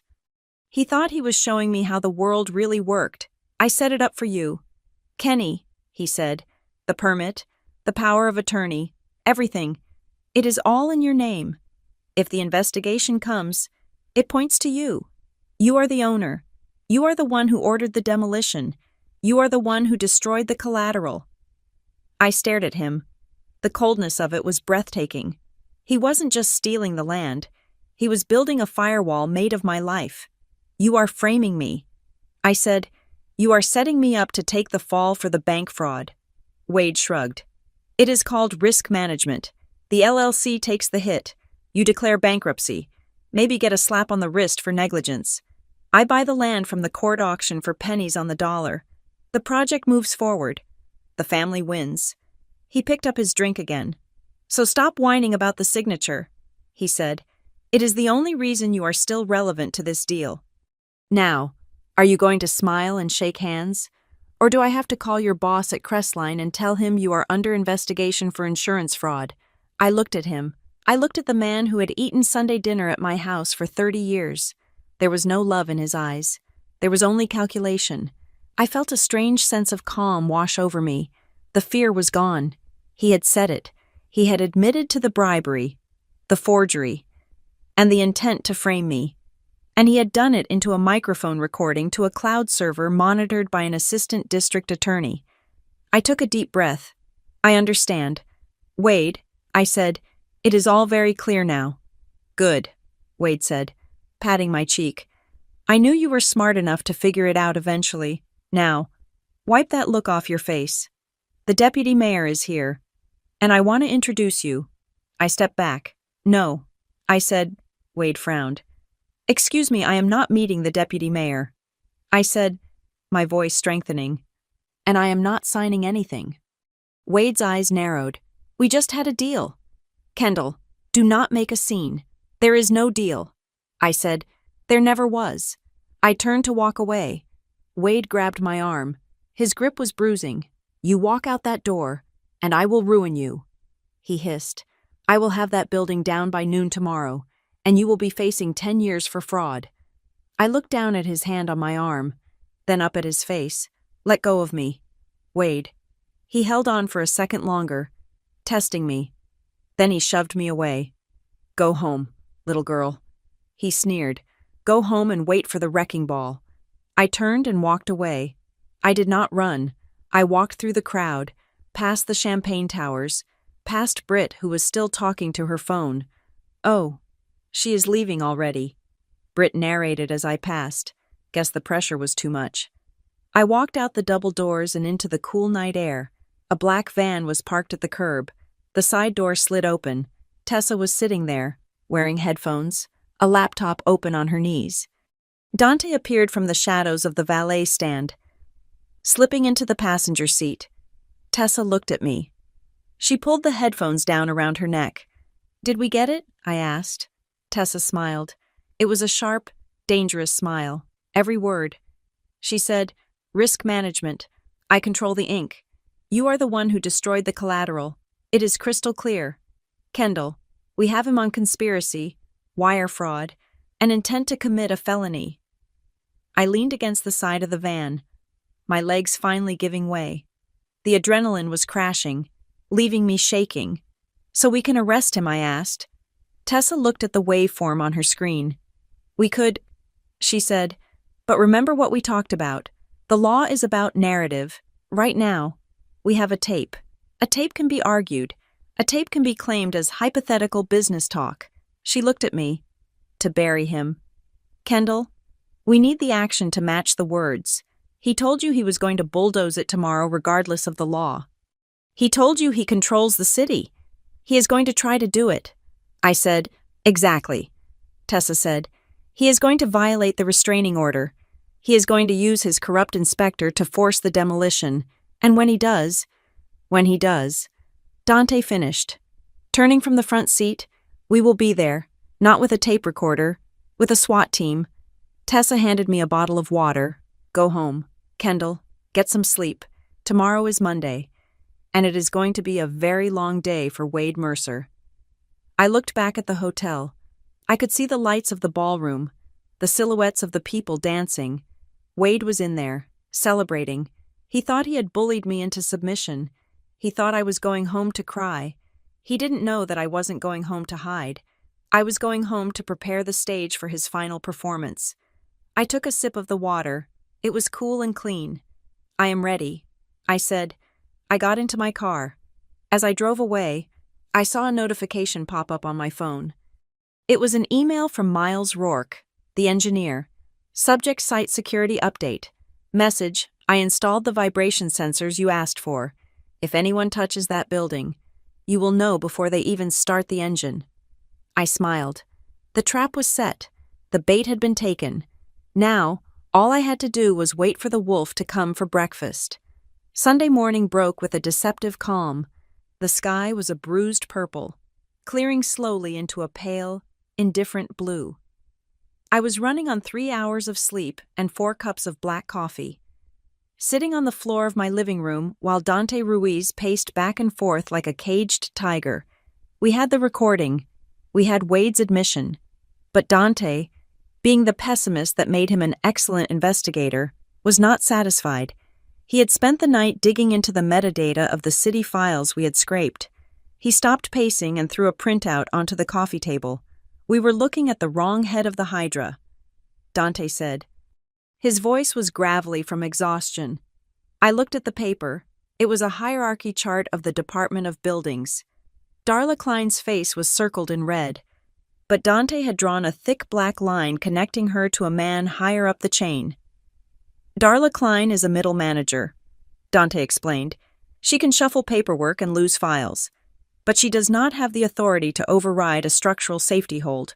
Only a director can do that, and she definitely does not have the power to assign an emergency demolition crew on a weekend. He tapped the photo of the man at the top. Meet Deputy Director Nolan Pierce. I recognized the name. I had seen it on the bottom of the zoning proposal maps. Pierce signed off on the emergency variance. Dante said, and here is the kicker. I ran a cross-reference on his financial disclosures. He lists income from a boutique consulting firm called Riverine Strategy Group. And I asked, leaning forward, and Riverine Strategy Group received 3 payments of $15,000 each in the last 6 months. Dante said, a grim smile touching his lips, from a holding company owned by Wade Mercer. My stomach turned. It was not just a bribe in an envelope at a bar. It was a payroll. Wade had bought a deputy director of the city administration. That is why he is so confident, I whispered. He does not just have a friend in the office. He owns the office. This changes the tactical landscape, Tessa said from the kitchen, where she was reviewing case law. If Pierce is involved, the police might be hesitant to intervene. He outranks the precinct captains. He can claim it is a city operation and order the officers to stand down. So we are on our own, I asked. Not entirely, Tessa replied, but we need federal eyes on this. I am calling the FBI Public Corruption Unit, but they move slow. We need to survive tomorrow morning. My phone buzzed. It was a notification from my bank app. Check number 402 cleared. I froze. Check 402. That was the check I had used to compare the signature. The check Wade had copied to create the fake power of attorney. I had written that check to my landlord in December. It had been sitting on my mother's kitchen counter because I had run out of stamps and asked her to mail it for me during Christmas dinner.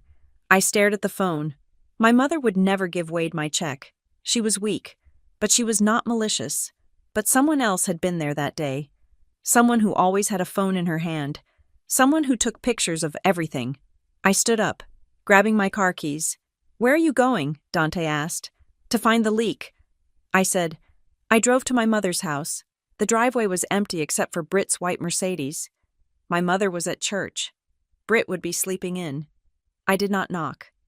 I used my key and walked straight up the stairs to Britt's old bedroom, which she still used whenever she was between apartments or hiding from a breakup. I pushed the door open.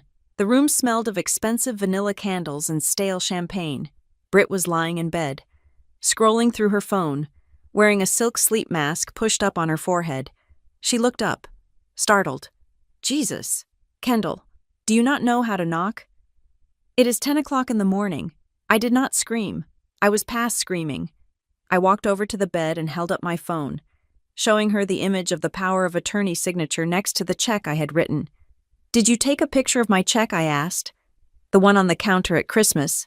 Britt blinked, looking annoyed rather than guilty. She sat up, adjusting her pillows. What I do not know what you are talking about. You are being weird. Do not lie to me. Britt, I said, my voice deadly calm. Wade has a digital copy of my signature. It is an exact match to that check. The only time it was exposed was when I left it here. You were the only one in the kitchen with me. Did you take a picture of it? Britt rolled her eyes and flopped back onto the mattress. So what if I did? Wade asked me if I had any documents with your writing on them. He said he needed to verify some trust paperwork for Grandma's estate. I was helping the family. Unlike you.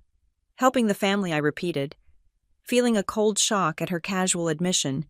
You gave him the tool to forge a power of attorney. You helped him steal my property. Britt laughed.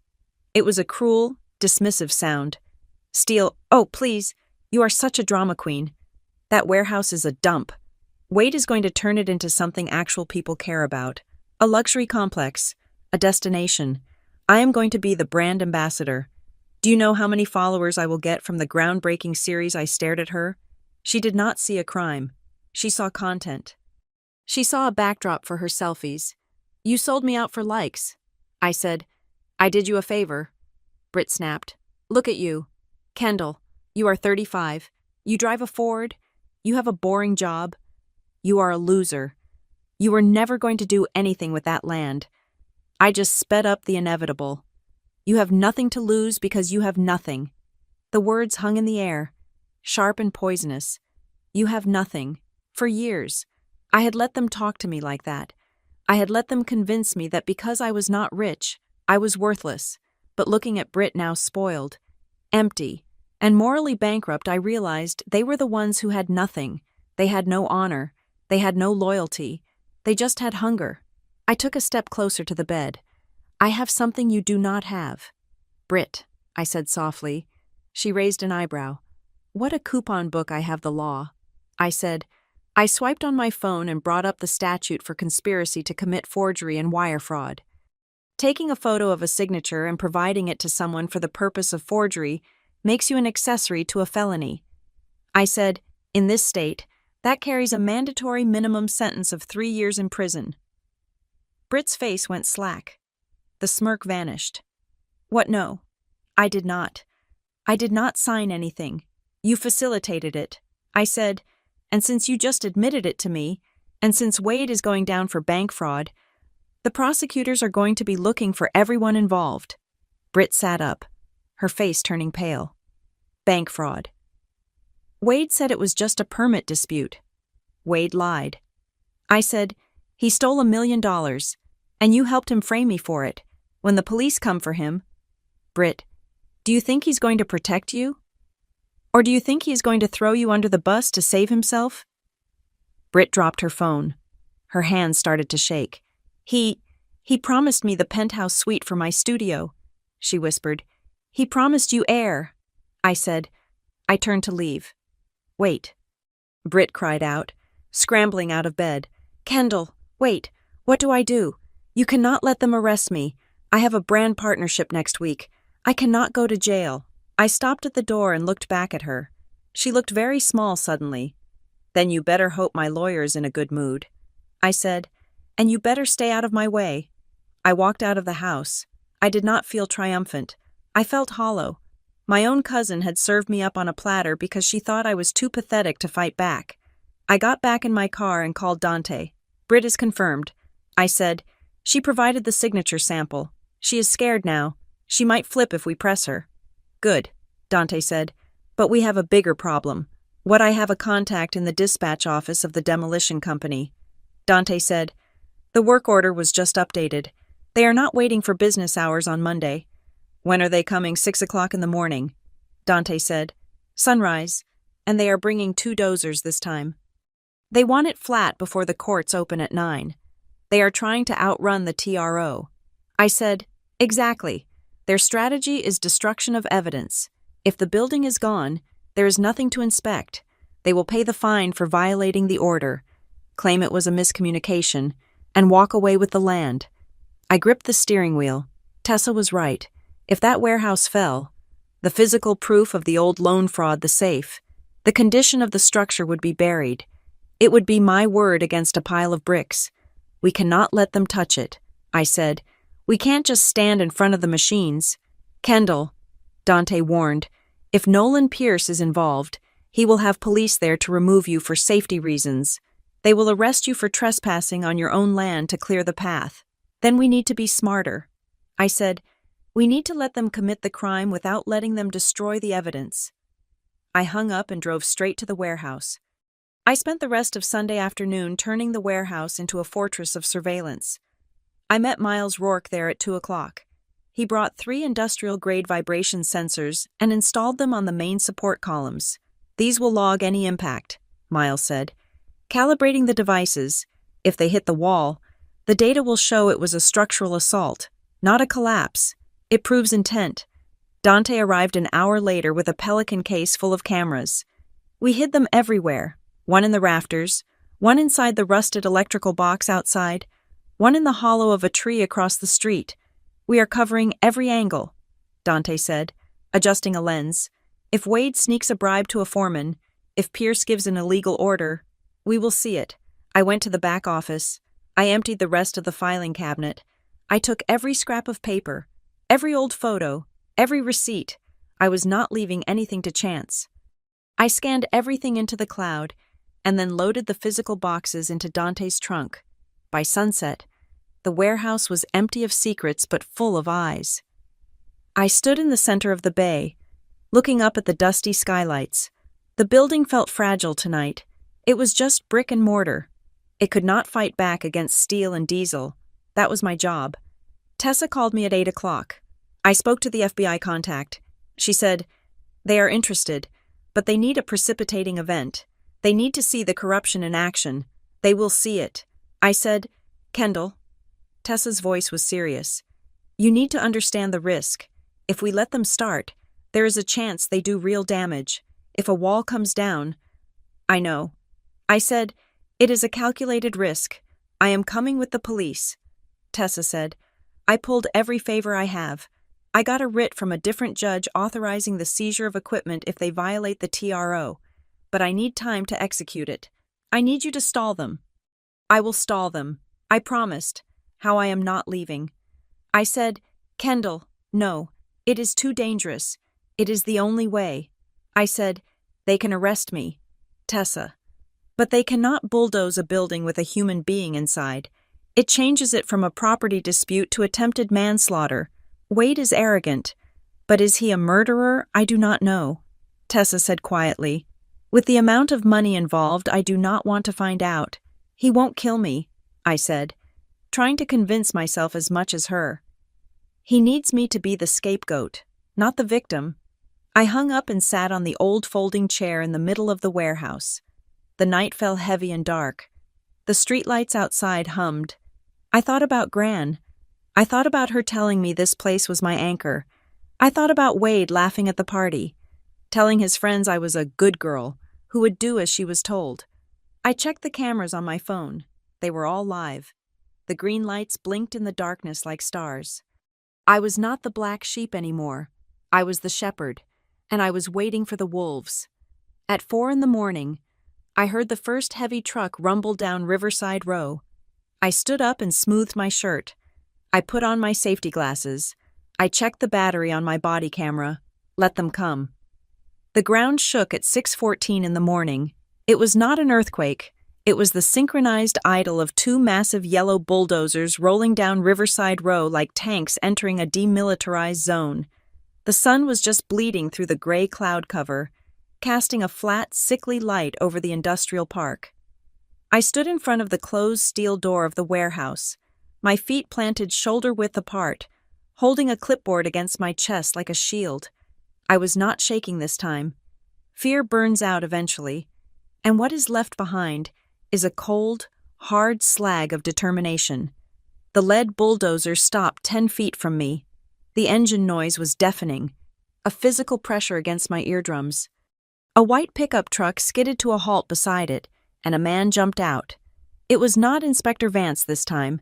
It was a younger man, wearing a city vest that looked too new, holding a tablet with aggressive importance. "Move the vehicle!"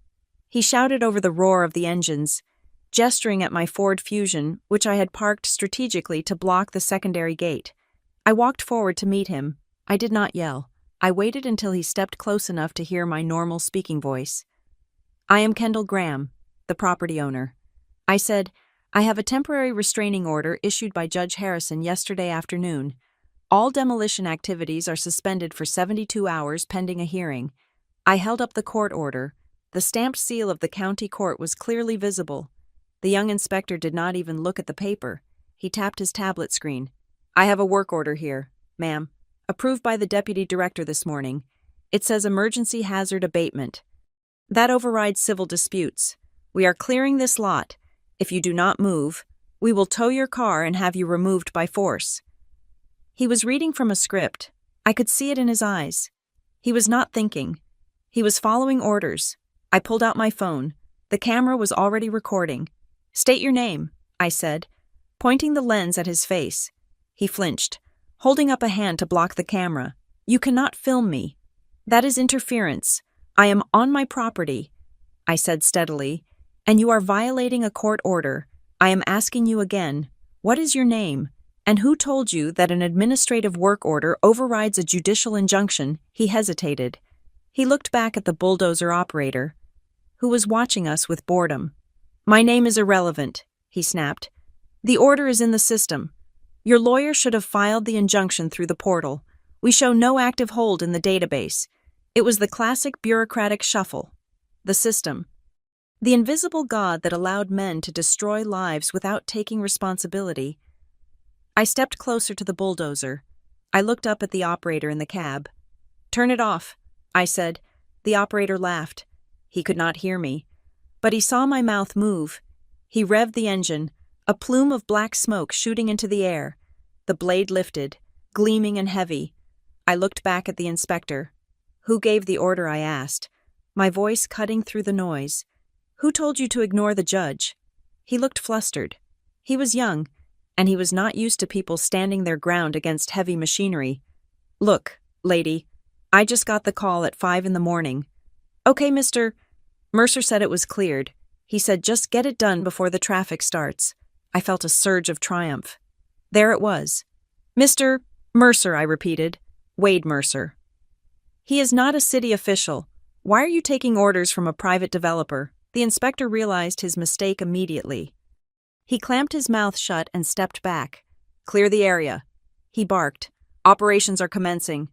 Just then, a black SUV screeched around the corner, followed by a white van. It was not the police. It was Dante. The van doors flew open, and 4 men in hard hats and high-visibility vests jumped out. They did not look like city workers. They looked like linebackers who happened to be engineers. They were carrying tripods, laser levels, and heavy-duty cameras. Dante marched up to the inspector, flashing a badge that looked official enough to cause a pause. "Site Safety Monitor," Dante announced, his voice booming. "We are documenting structural integrity and compliance. If that blade touches a single brick while we are calibrating our sensors, I will have your license pulled for reckless endangerment before you can shift gears." The inspector blinked. "Who are you?" "Independent oversight," Dante said, signaling his team. They immediately began setting up laser grids around the bulldozer, effectively boxing it in with equipment. The inspector grabbed his radio. "This is ridiculous. I am calling it in. We have obstruction. Call it in." I challenged him. Call your boss. Tell him we are not moving. 10 minutes later, a sleek silver sedan pulled up. The door opened, and a man stepped out. He was tall, wearing a charcoal suit that was entirely inappropriate for a demolition site.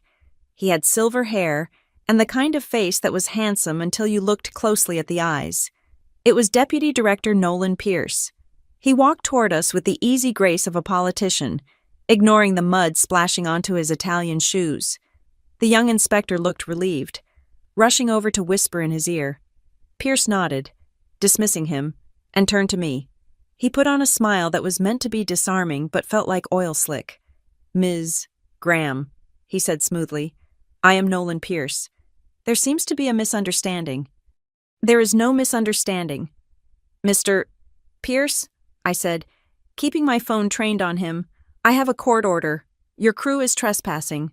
Pierce sighed, a sound of paternal disappointment. He looked at the warehouse, then at me. Kendall. Can I call you Kendall? Look, we all know what this is. You are holding out for a better price. I respect that. It is business. But this building is dangerous. If it collapses and hurts one of my men, that is on you. He stepped closer, lowering his voice so the cameras couldn't catch the audio clearly, or so he thought. He didn't know about the high-gain microphone Dante had clipped to the electrical box 3 feet away. Let us cut the theatrics, Pierce said softly. Wade is a difficult man. I know that. But he is willing to be generous. I am authorized to offer you a settlement.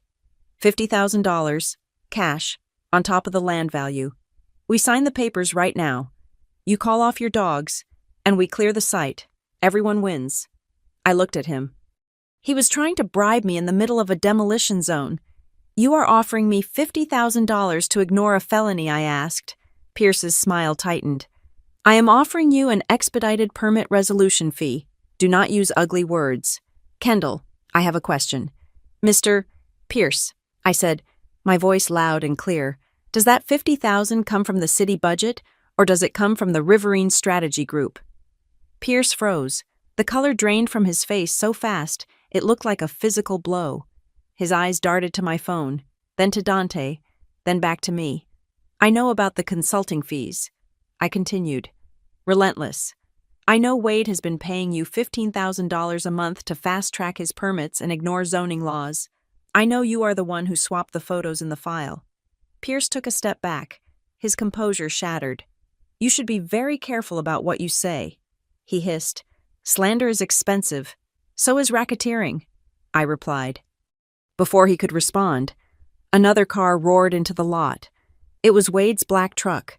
He parked aggressively, mounting the curb, nearly hitting Dante's van.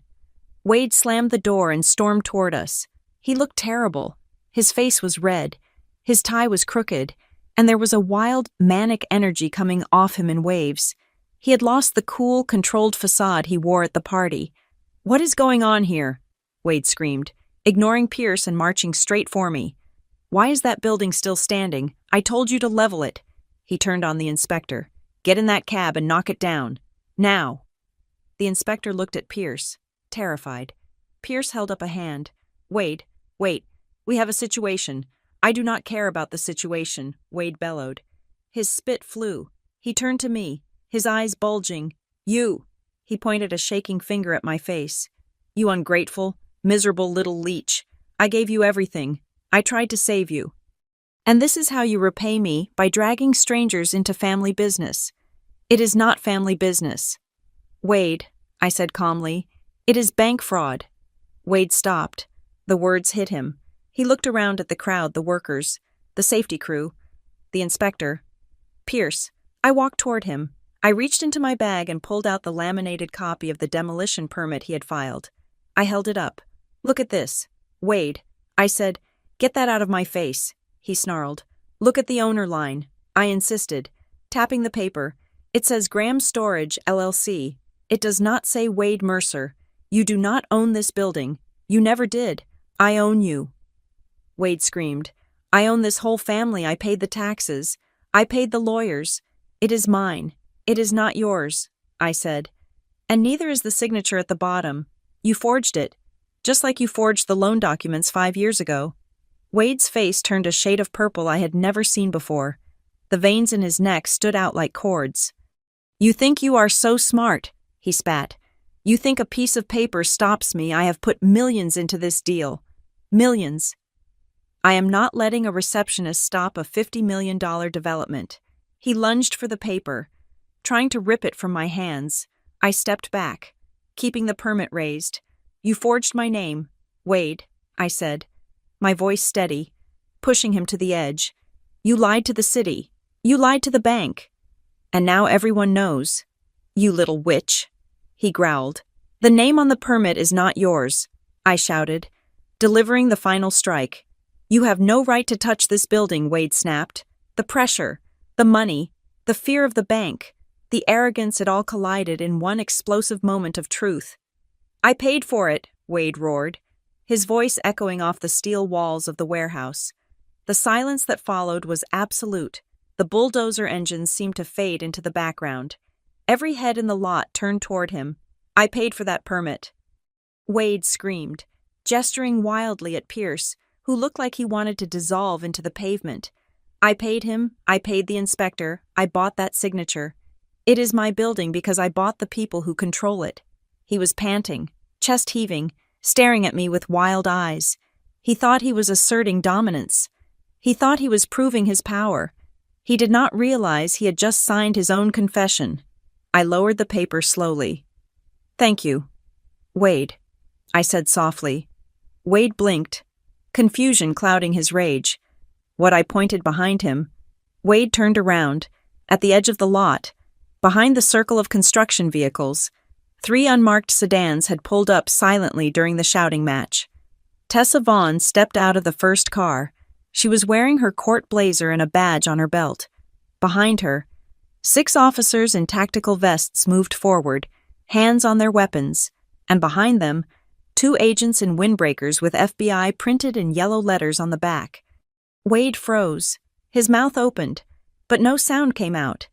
Pierce tried to run. He took 2 steps toward his car before an officer blocked his path. Tessa walked into the center of the circle. She looked at Wade, then at me. She nodded. "Wade Mercer," she said, her voice cutting through the morning air like a gavel strike. "You are under arrest for conspiracy to commit wire fraud, bank fraud, bribery of a public official, and racketeering." Wade looked at me. His eyes were wide, the madness replaced by a sudden, crushing terror. "Kendall," he whispered, "you did this." I looked him in the eye. I did not look away. "No, Wade," I said, "you did this. I just made sure someone was listening." The officers moved in. They grabbed Wade's arms, pulling them behind his back. The click of the handcuffs was the loudest sound in the world. Pierce was already in cuffs, being shoved into the back of a cruiser. The young inspector was sitting on the curb, head in his hands, weeping. Wade started screaming as they dragged him toward the car. "It is my land. I did it for the family, Kendall. Tell them it was a mistake. I watched him go. I watched the uncle who had terrified me, who had belittled me, who had tried to bury me under a pile of lies." He looked small now. He looked like exactly what he was, a thief in a suit. Dante walked up beside me. He put a hand on my shoulder. "We got it all," he said quietly. "The admission, the connection to Pierce. It is a slam dunk." I looked at the warehouse.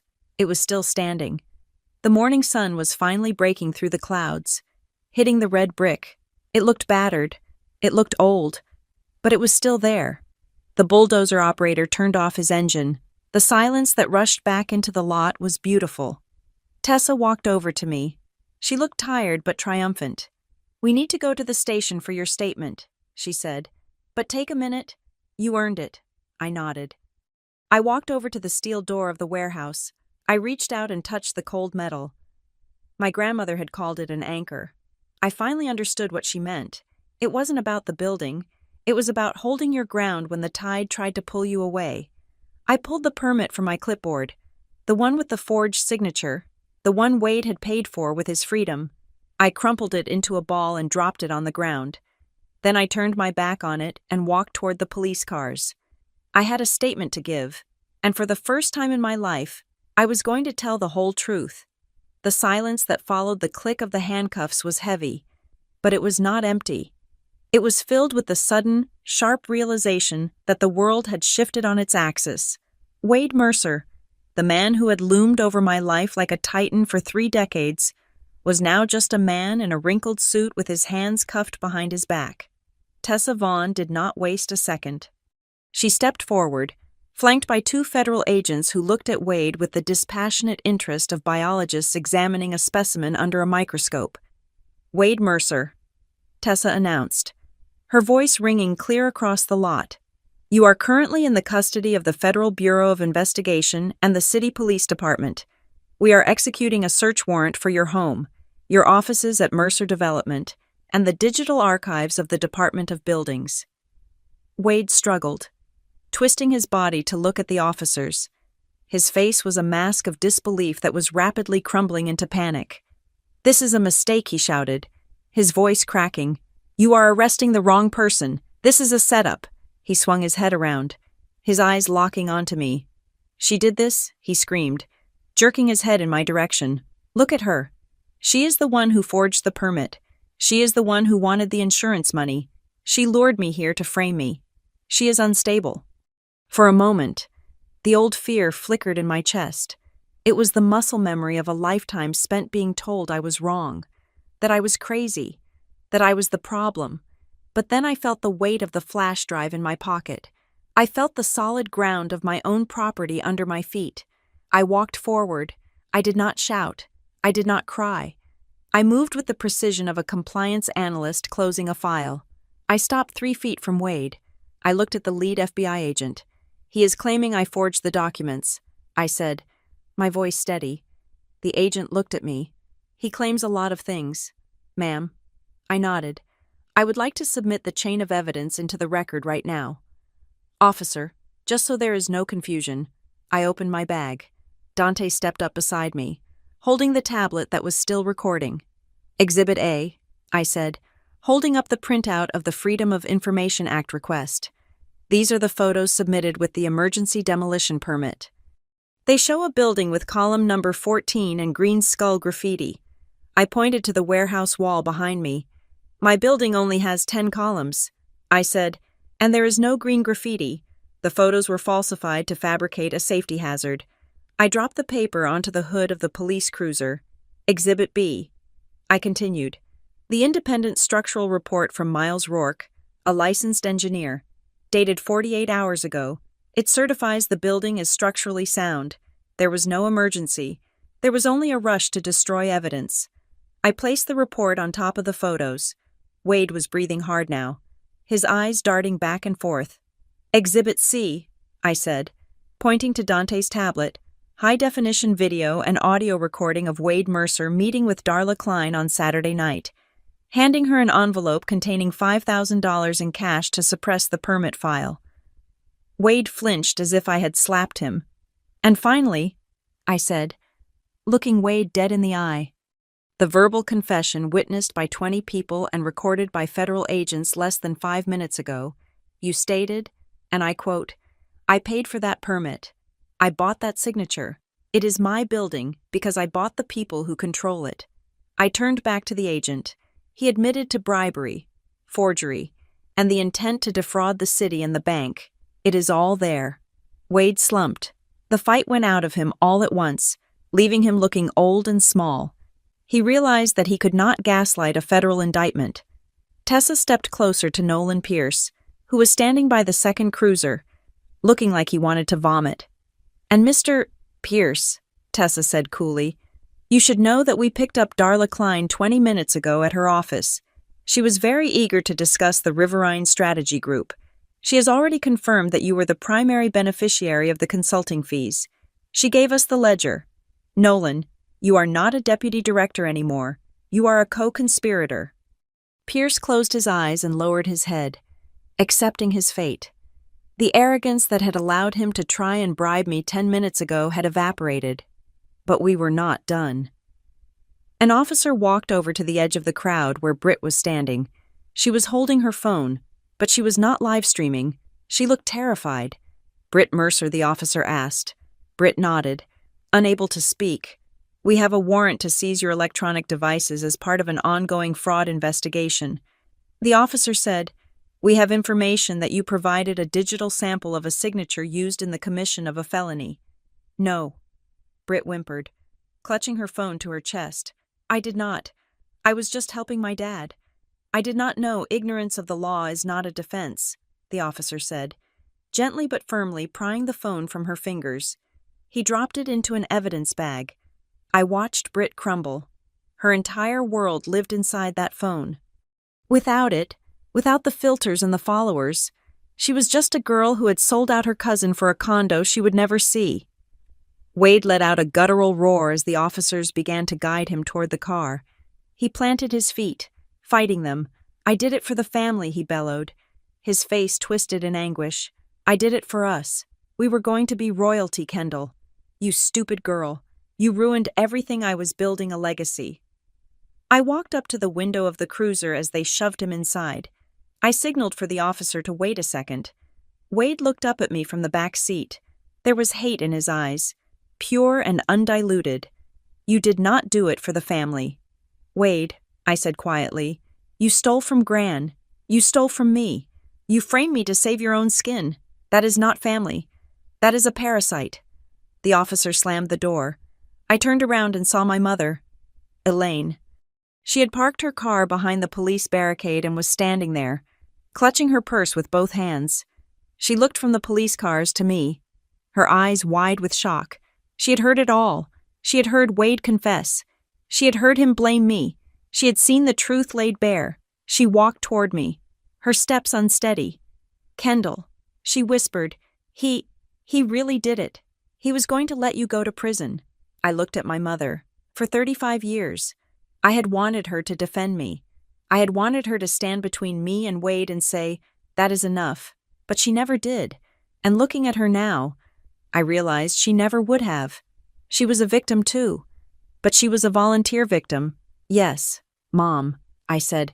He was going to let me go to prison for bank fraud so he could keep his reputation. Elaine covered her mouth, tears spilling over. I am so sorry. Kendall, I did not know. I thought he was trying to help. I know. I said, and that is why I could not tell you until it was over. I did not hug her. I did not ask for an apology. I realized in that moment that I did not need her validation anymore. I had validated myself.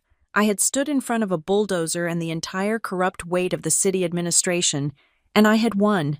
Tessa walked over, holding a clipboard. We need to seal the site. Kendall, she said.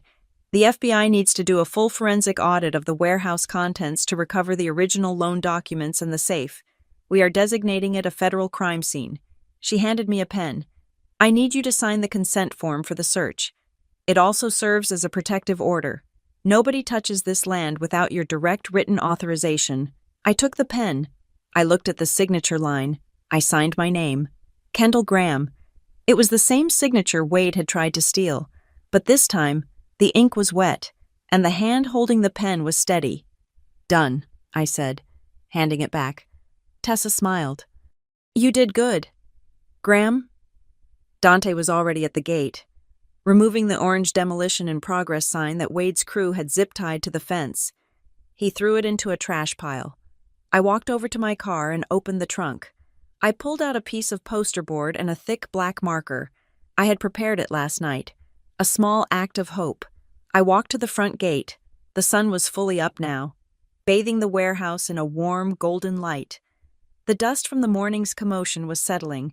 I taped the new sign to the fence. Private property, verified owner on file. I stood back and looked at it. Wade had spent his whole life trying to erase people. He tried to erase Gran's wishes. He tried to erase my ownership. He tried to erase me. I looked at the police cruiser pulling away, taking Wade Mercer to a place where his connections could not help him. I spoke out loud, though only the wind and the old brick walls could hear me. You wanted to wipe me off the map, Wade. But you forgot one thing. The real map does not get drawn by people like you. It gets drawn by the people who keep the records. I turned to the warehouse. I walked up to the small side door, the one I had entered in the dark so many times. I unlocked it. I pushed the door open. A shaft of sunlight cut through the gloom, illuminating the dust motes dancing in the air.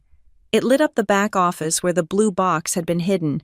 It lit up the sturdy steel columns that Miles Rourke had proven were strong. The warehouse was not empty.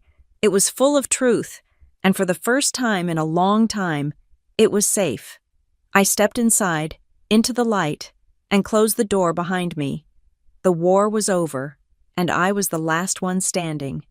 Thank you so much for listening to this story. I hope you enjoyed the journey of Kendall Graham and her fight for justice. If you are listening to this, please drop a comment below and let me know where you are tuning in from. I love seeing our community grow across the globe. Do not forget to subscribe to the Maya Revenge Stories channel. Hit that like button and smash the hype button to help this story reach even more people. Your support means the world to me. Stay safe, and remember, always check the paperwork.